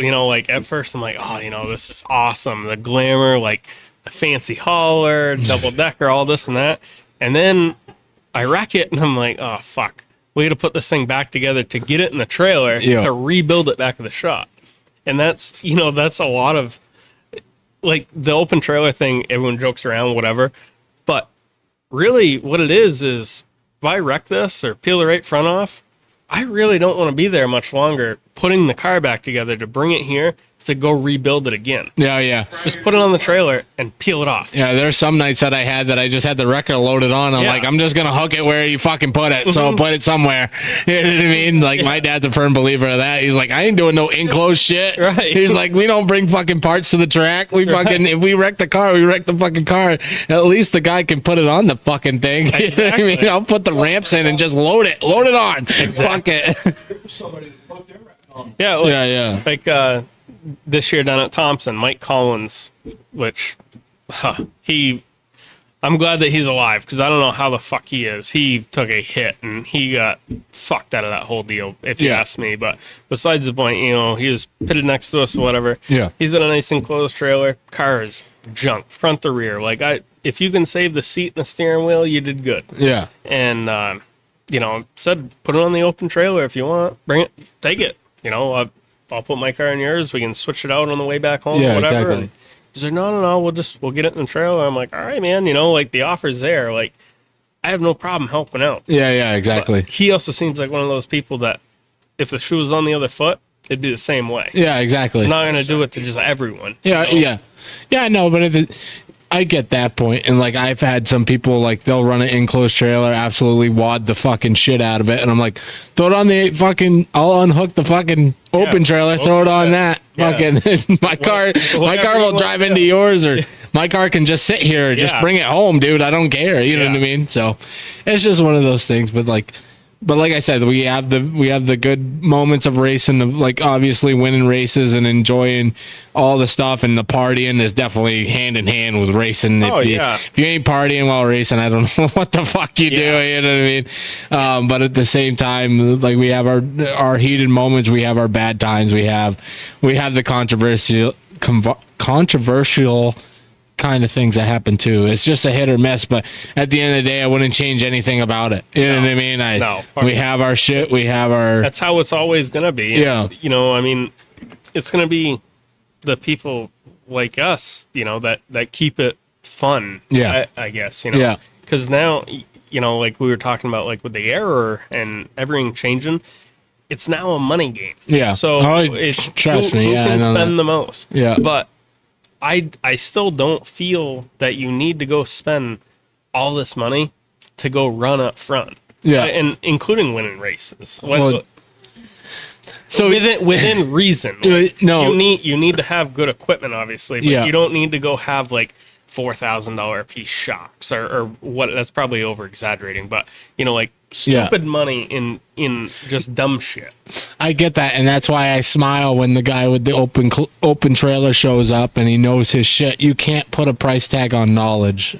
Right. And I've had a lot of people tell me that. I've had chassis guys tell me that. They're like, yeah, people can go out and spend all the money they fucking want. I will still drag their shit all the way around this fucking track because I know shit that they don't. You know what I mean? It's all about knowledge. You can't put a price tag on it. Exactly. And that's why I laugh, you know, like this year down at Star, like our last race down at Star, where we ended up going on a fence. But besides that point, you know, there was 32 cars or whatever. I probably would have made it in on a provisional anyway because we were with them all season, but I didn't want to have to rely on that. Yeah, exactly. So all I can say is this year, even though we didn't have the best finishes we had, we've run every race, qualified, raced our way into every race, never had to use a provisional, nothing like that. So to me, being, you know, where we are compared to what we're running against, I'm pretty happy with that because you're making a nickel a dollar. Right. And, you know, we obviously you can kind of tell for yourself that we aren't a high dollar team. Yeah. But we've made every show. And other than we got wireless scales right there, fucking grain scales. They work amazing. Grain scales, fuck yeah. Hey, I grew up on those fucking things. They don't miss a beat. You don't need those fucking big money ones either. Numerous times that we could put them on. A lot of people were like, "Oh, you want to use the scales?" No, ours are good. Oh, put them on wireless ones. Jamie's like, "I'm telling you right now, ours are more accurate than theirs." Yeah, and sure as shit. They are. Yeah, exactly. Grain scales are definitely a thing. Like Provost uses them and is a local racer, and his dad, Robert, used to use them all the time, and we used to help him out with that shit. But the grain scales were fucking right on it. You can have all the technology. It's all about preference, and it's all about. It's all fortunate. You're fortunate to use this shit, but I can make a fucking grain scale from 1965 read the same fucking number, dude. You know what I mean? That's why I'm super fortunate. Like, you know, this isn't even my shop. Yeah, that's Jamie's shop. So he houses my car. Thankfully, I do have a shop. Just send him a bill. Start invoicing him on it. Oh, don't say that. I figured that dirt car incident was going to cost me quite a bit. But,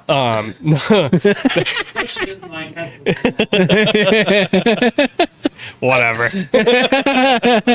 But no, you know. But no, I get your point. So we, you know, use this and go from there and house it here and do everything we got to do. And we have a pretty good car every time we go to the racetrack. So nothing to, you know, I can't be, we've never had, boy, I shouldn't even say it because then something will happen. So I'm going to leave it alone. But other than that, we've had nothing major happen. Yeah. Nothing major's happened. Yeah, yeah. So, you know, like when it comes down to like spending the money where it needs to be spent, you know, like good shocks, good equipment wise. I'm not going to spend $2,500 on scales that those ones work just fine. Yeah. The enclosed trailer.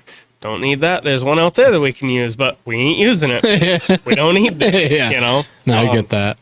So that's how we run. And then you know, if we gotta build some of our shit, like we must. My spotter Ryan, he works in a machine shop, machines some of our stuff for us. Yeah, that's a big help too. And so we're good to go, right? Yeah. And not having to go buy all these little slugs and this and that when we can make them, and just use the sponsorship money, and we run off from, you know, that buying tires and fuel and pit passes and whatever else we got to do, right? And then just hopefully nothing happens and we keep going race by race. So. Yeah. No, I get I get that shit. And like it's all about making a nickel into a dollar, and I've been that person too. Like fucking my situation, yeah, it's a whole shit show because now I gotta race against big money fucking cars, and then I just have I have a fucking car that I spent $300 for the chassis, put a cage in it, same 7-year fucking motor that I paid fucking $250 for, sits right in the top 10 all fucking, so it doesn't matter, you know what I mean, as long as. Yeah, exactly. Is it cheated up? Probably, but no. I caught you. Yeah, no. One time, open show at Claremont. Thanks, Parks. The fucking the 2020 when they had COVID. Yeah. And Claremont opened up, and we were on like Racing America or whatever the fuck we were on, and I finished second that night, and I didn't change shit. I put oil and gas in the thing. It's been sitting since 2014. Fucking went out there, sat in the fucking top 3 all fucking night, and just fucking, and then they got me for fucking springs, but I didn't change shit. I was like, fucking, I haven't raced in years, man. Fucking, let's go do it. Oh, you know what I mean? The fans knew where you finished. Yeah. Oh yeah, exactly. I didn't care. I just wanted my trophy. I still give Brian fucking shit. I'm like, I still want my second place trophy, you fucking asshole. But no, but yeah, no, tech has caught me, but it's making a nickel out of a dollar. I'm not gonna go spend all this money just to race. I don't give it two shits. I can still pull the same guy right down the straightaway with what I know. Definitely. So I think a lot more enjoyment comes out of being able to compete with the people that have, I don't know, like, how do you want to say it? Like, have more, just, I guess the ones that are cheating or whatever. Oh yeah. And you're running with them, but say you are illegal, obviously in your case you weren't. But you know, to be able to compete with somebody or other drivers, I guess, in a top tier division, you get more satisfaction out of that than you do outspending them. Oh yeah. No, exactly. So I like I said, you can't put a price tag on knowledge. Right. The same guy that has a quarter of what you got into your thing will fucking drag your shit and load it up and go sit at Applebee's for half off appetizers and drink his beer and be happy. You know what I mean? When your car is housed at a chassis shop or whatever, and that car leaves the chassis shop, and I'm not just talking about modifieds. You know, all in general, yeah. You need to win that night, right? Because you got to pay your fucking bill. You know? Oh shit! I got $10,000 that I gotta pay. Well, this race only pays like $8,000. Yeah. Well, either way, you know, you're expected to run up front and probably win it because it does sit there all week. So why? Yeah, I know exactly. And it just boils down to some people are fortunate than others, and the one thing that pisses me off is like they want the same credibility as the guy that's fucking working on his shit all week, like people that remain nameless, but they do all the work on their own shit, and then they come and they sit in the top 3 with the top 5 that just sit at a chassis shop all week, and they want the same credibility as that guy, but that guy's putting in twice the work that you are because you're just showing up on fucking Saturday and pulling your helmet out of its bag and throwing it into the car. You know what I mean? So it's just different levels to it, and I get it at the end of the day. And some people are more fortunate than others, and that's that. Exactly. You know what I mean? And I definitely understand that. And, you know, it does still boil down to the money thing of like I've always and still to this day what irritates me is a lot of people that run these top tier divisions and then drop down to small divisions. I'm like, why? Yeah. Why? Like they already have the cars or car period, and they've run up front with them. Why are you like? What are you going to prove? Like, I mean, funness wise, sure, whatever. Yeah. People are free to go race whatever. I get it. Yeah. I've always said it to Brian Town, and I've always given him shit about it. I'm like, you've run ACT late models. You've run up front. I mean, not on the tour wise, but, you know, Devil's Bowl against other ACT legal cars. And then you go mop their ass in a street stock. What enjoyment is that? Like winning wise, for sure. And that's not taking anything from Brian. Like, yeah, Brian's a hell of a wheel. I just don't understand it. Like, what is? I don't know. Joey. It just, yeah.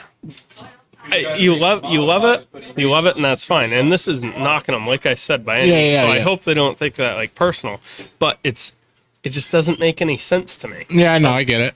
Money wise, for sure. It's all depends on what they can afford. Right. The guy that can run top tier with other people's equipment and running with sponsors, those sponsors can go away. Right. There's 30 grand or whatever for the year out of your pocket. What the fuck you got to run now? Like the bills will still come, bud.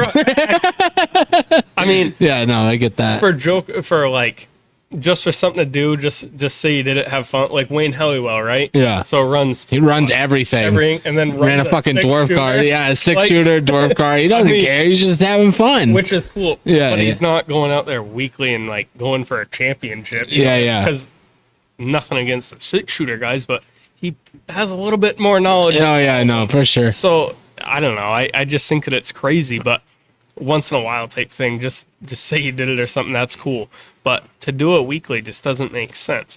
Unless that's what you want to do. I mean, I really don't know. Like I've always put you in a pure stock if you want and go out and hate your life for fucking 20 laps. I mean, I can't say that I'd want to do that again, but whatever. I guess if the opportunity is there, then sure. Yeah. But I would rather, you know, just like one of my buddies told me a while ago. So, like, when you start motocross racing, right? You start in, amateurs or something like that. Well, if you run dirt bikes and four-wheelers, whatever, for 10 years, are you going to stay in the same class or are you going to move up? Like, wouldn't you want to move up? Yeah, you want your threshold to be higher than what you are at now, like, because that's how you learn. Yeah, like, I mean, winning's great, but wouldn't it be cool to have competition? Like Aaron Fox just killed him every week in a late model. Had enough of it. I don't blame you. Won 50 races in 2 years. Yeah. And gets them modified, and I get to push them around. That's cool. Yeah, no, exactly. and like that's the humbling, and that's the humbling side of racing is like, no, and that's not. I'm not giving. I mean, I'm gonna give Aaron shit because he always gives me shit. But but no, like it's the price wise, yeah. When you're spending it out of your own pocket, it's expensive, and that's it wasn't. He was doing it. He was doing very good at it. Yeah, wasn't just I don't know. Just it wasn't enough to keep it going, right? Yeah. So he already has that cars and everything like that. So he's going back to running that car, which he's in bullet fast with. Has that been announced? Yeah. Oh, okay. I was like, I haven't seen shit about that. But so he's going to ACT? I don't know if he's going to ACT like full time. I'm not 100% sure. But yeah. Yeah. He's and very well. He's good down at Loudon too. Yeah. Aaron's, I mean, he's the guy that I watched hit a ton at fucking Loudon too. Yeah, I don't even know whatever happened. He got spun coming into what? No, I thought he got hurt, but maybe it was. Oh no, he got pretty bruised up because of that, because the shifter, the gas pedal folded underneath the fucking brake. Yeah. He hit so hard. Everything was just junk in that fucking thing. Well, I work with his brother Chris, and he told me all about it. So. Well, I know that car is back together because we brought that down in, was it 20? In 2020, we brought it down to Hickory. 21. And that thing was absolute fat. Didn't miss a beat? No. The guy's amazing behind Yeah. the wheel of a race car. He even in a modified, but boy, do I love shoving him around. No, he's a damn good race car driver. Can't take it away from him. And so with him, going back to the late models and shit, he will be a force to be reckoned with. No, yeah, no, for sure. He will definitely be one of those people that everybody watches, and I'll definitely enjoy him back out there. I thought he had a lot more competition when he was running the ACT car and all that stuff. Yeah, he won. He picked off championships and shit like that. But Well, I mean, it's a difference between the late models that you see at your local track, and then you jump on that tour. well, everyone's spending the same $100,000. Yeah. Or attempting Close right? to, yeah. Right? So, not saying he is. I'm not saying that. I'm just using that as an example. Like, those guys that are running up front every week, those are Yeah, well put together. They're programs. They're not race teams. They're programs. You know what I mean? That's a business. Yeah, that's a whole business right there, because we got to win races to sell chassis, and that's all we're going to fucking do. But no, I get that. Yeah, if I was a chassis builder and my car ran 20th every week, I don't think that. Yeah, exactly. Yeah, that's for sure. Not many people will come knock on your door. Right. So, how did you get your racing number? Kyle Busch. Kyle Busch, really? But, well, There's no story behind it. I ask everybody this. I got my number because my buddy that passed away overseas, he had Joshua 1.9 on his back when he went overseas to fight for our country. He passed away over there. So when I got back into racing, I was like, fuck it, we'll do 19. And he sits on the hood all the time. So there's some story about it. But some people are like, unfortunately, like fucking Kyle Busch, fucking. Yeah. You know what I mean? No, I get it. Yeah. That's why I ask. I just wanted to put some background on it. Yeah, no. When I first started in go-karts, my cart looked identical to Tony Stewart's car. Gotcha. All Home Depot and everything like that. And he was my idol, right? Yeah. And then over time it changed to Kyle Busch, and then it just kind of stuck. And then I've always just been a Kyle Busch fan once he started driving for Hendricks. And so that was that. And then last year was the last year in a crate car. Yeah. And I drove the 15SC, which was the last number that my uncle Nate drove before he passed away. Gotcha. Which was also Sean Collier's number. Oh, no shit. Okay, yeah. Who drove my grandfather, like we were talking about earlier. So I ran that, and so I've had a Is that what the SC is? Sean Collier. Yeah. Oh, okay, gotcha. Yeah, see, now we're picking apart the number. Okay. Yeah. So that's what that was for, just a little, I don't know, throwback type thing. Which it's honoring, you know what I mean? I wanted to do it, and yeah. So we did that, and then thought about carrying it on, but it wasn't. I don't know. It's not my deal, right? Yeah. So we kind of just moved back to my number, which, like I said, always just been a Kyle Busch fan. So we kept the 18, and hoping that we could keep the same success going. Yeah, no, I get that. Move on from there. So, that's all. And other than that, I guess that was kind of it for that. Not really a huge background story on it. So, 2 more questions. What's your biggest goal in the MRS next year? Biggest win goal? Races? Yeah, win a race. Win a race, yeah. Win a race, or at least a top 3. Like a podium finish would definitely set the bar. Gotcha. Want to win a race would be huge. Yeah. And then anything after that's all bonus, right? Gotcha. Yeah. So we'll see. We're gonna get Lonnie into Jell-O shots again. Yeah. Would you help me out with that? He's a little timid now for some reason. Doesn't even like putting shots. we might be able to change something. I hear that. But no, I totally get that. And then my last question for you is, what's your biggest rough and fenders moment? Biggest hit, big controversial thing that you had to deal with, whatever. Oh boy. Like it can be like when the throttle hang, and then you can go throughout that day or whatever. You get my point. Not that one. Yeah. Probably this year up Well, boy, I don't know, probably two of them. One of them where I definitely looked like complete asshole was once the crate cars all had to go to time trials at Claremont. That was kind of thanks to me because I wiped out fucking Todd Patno, Brian Roby, and the rest of the field coming up through in a heat race. Oh, Jesus. When I jumped them all. Look at that heat race hero right here, huh? Yeah. I didn't win it, that's for fucking sure. Now we call him Little. Yeah, that was, I guess that was, what you, Oh, yeah, he definitely. I'm not really sure what to say about that one. That one was fucking expensive. That's all I can say. And then I guess the other one would probably be this year up at Westcasset where, again, first year in a tour car. Yeah.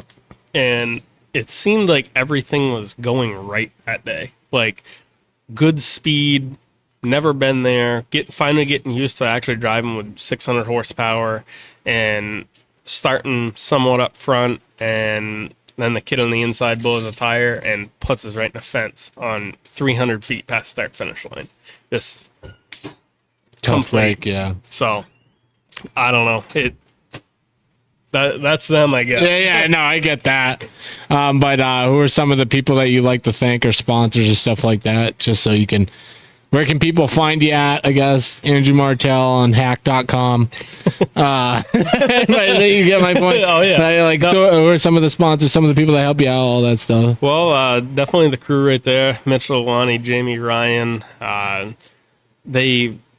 They work their asses off working on this thing. I mean, shit, half the time I don't even have to be here or at all. They take care of it for me. It's awesome. Without them, this shit wouldn't be possible. My girlfriend for allowing me to, come down and take time out and do my thing. Blue Diamond Dental, huge thank you to them for, that's my main sponsor. Collision Pro, Whirlwind Vapors, Travis Doobie Painting, Moreways Auto Salvage, everyone that helps me out here and there, my grandfather, Ray and Darlene, they are huge help and support on and off the racetrack. Couldn't do it without them, any of them. It's been amazing. It's been a little journey, and I hope for more, and hopefully it keeps getting better.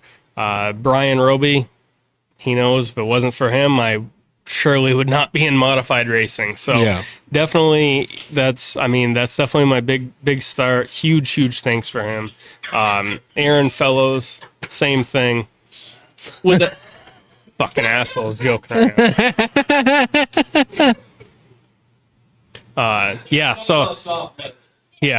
Oh boy.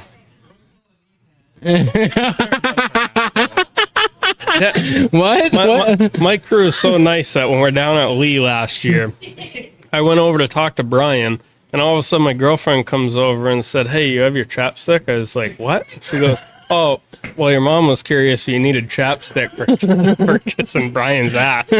Fuck you guys. And of course I turned, they're like 10 pit stalls down, so I look, and they're all pointing and laughing. Yeah. Sweet crew. Wouldn't want it any other way. No, definitely not. Awesome people. No, I get it, man. But you've had solid finishes. You've been. Yeah. No, we've definitely had a good time, and definitely for some more to come. And I hope for more out of this adventure of tour type racing, and hopefully we can pick up a first win, and I'd love to come back on. No, for sure. That we have to go see people again that like we had them on, and then they go out and put on a burner of a fucking season in 2023 and stuff like that. So hopefully that happens to you, man. I appreciate you coming on short notice. Absolutely. And definitely having me in your shop. This is why I do it. We have a 2-bay garage with a modified on jack stands here. Like people think, like I said, people that go to the racetrack, they think people have a lot of money that run up front, and it's cool to come and do the shop tours with people that just make what they can do work. You know what I mean? And that's the beauty of it. I appreciate you coming, and I hope you like the shop. This is, like I said, a small little shop, and Yeah. hopefully you swing by some summer and you see there's gonna be a ton of fucking race cars. Oh yeah, no, I can't wait, dude. I'll be definitely coming up now that I'm paroled at Claremont and Monadnock and all those. Well, not Monadnock, but paroled at Claremont, Hudson, and Lee. Now I'll definitely be around more for sure. So. We did terrible this year. We blame you, right? Yeah, exactly. Go for it. For disclaimer, if anybody's pissed at Andrew next year, it's not my fucking fault. But no, like I said, thank you for coming on, man. Thank you to all the people that do watch and tune in and do listen to this podcast.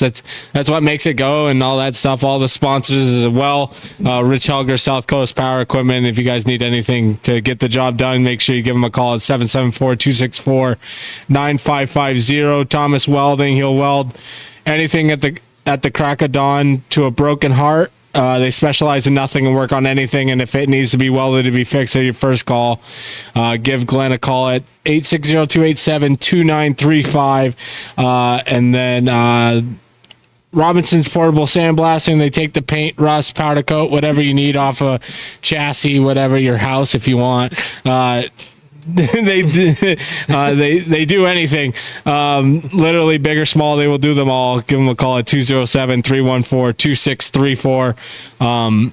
And then last but not least, Gendron Motorsports. Like I said, I have to bring them on because Shane Gendron, he goes out, wins a championship. Rob McRae, he has a hell of a season as well. Good group of guys over there that sponsored our podcast as well. So thank you to everybody that listened, to watch, all that stuff.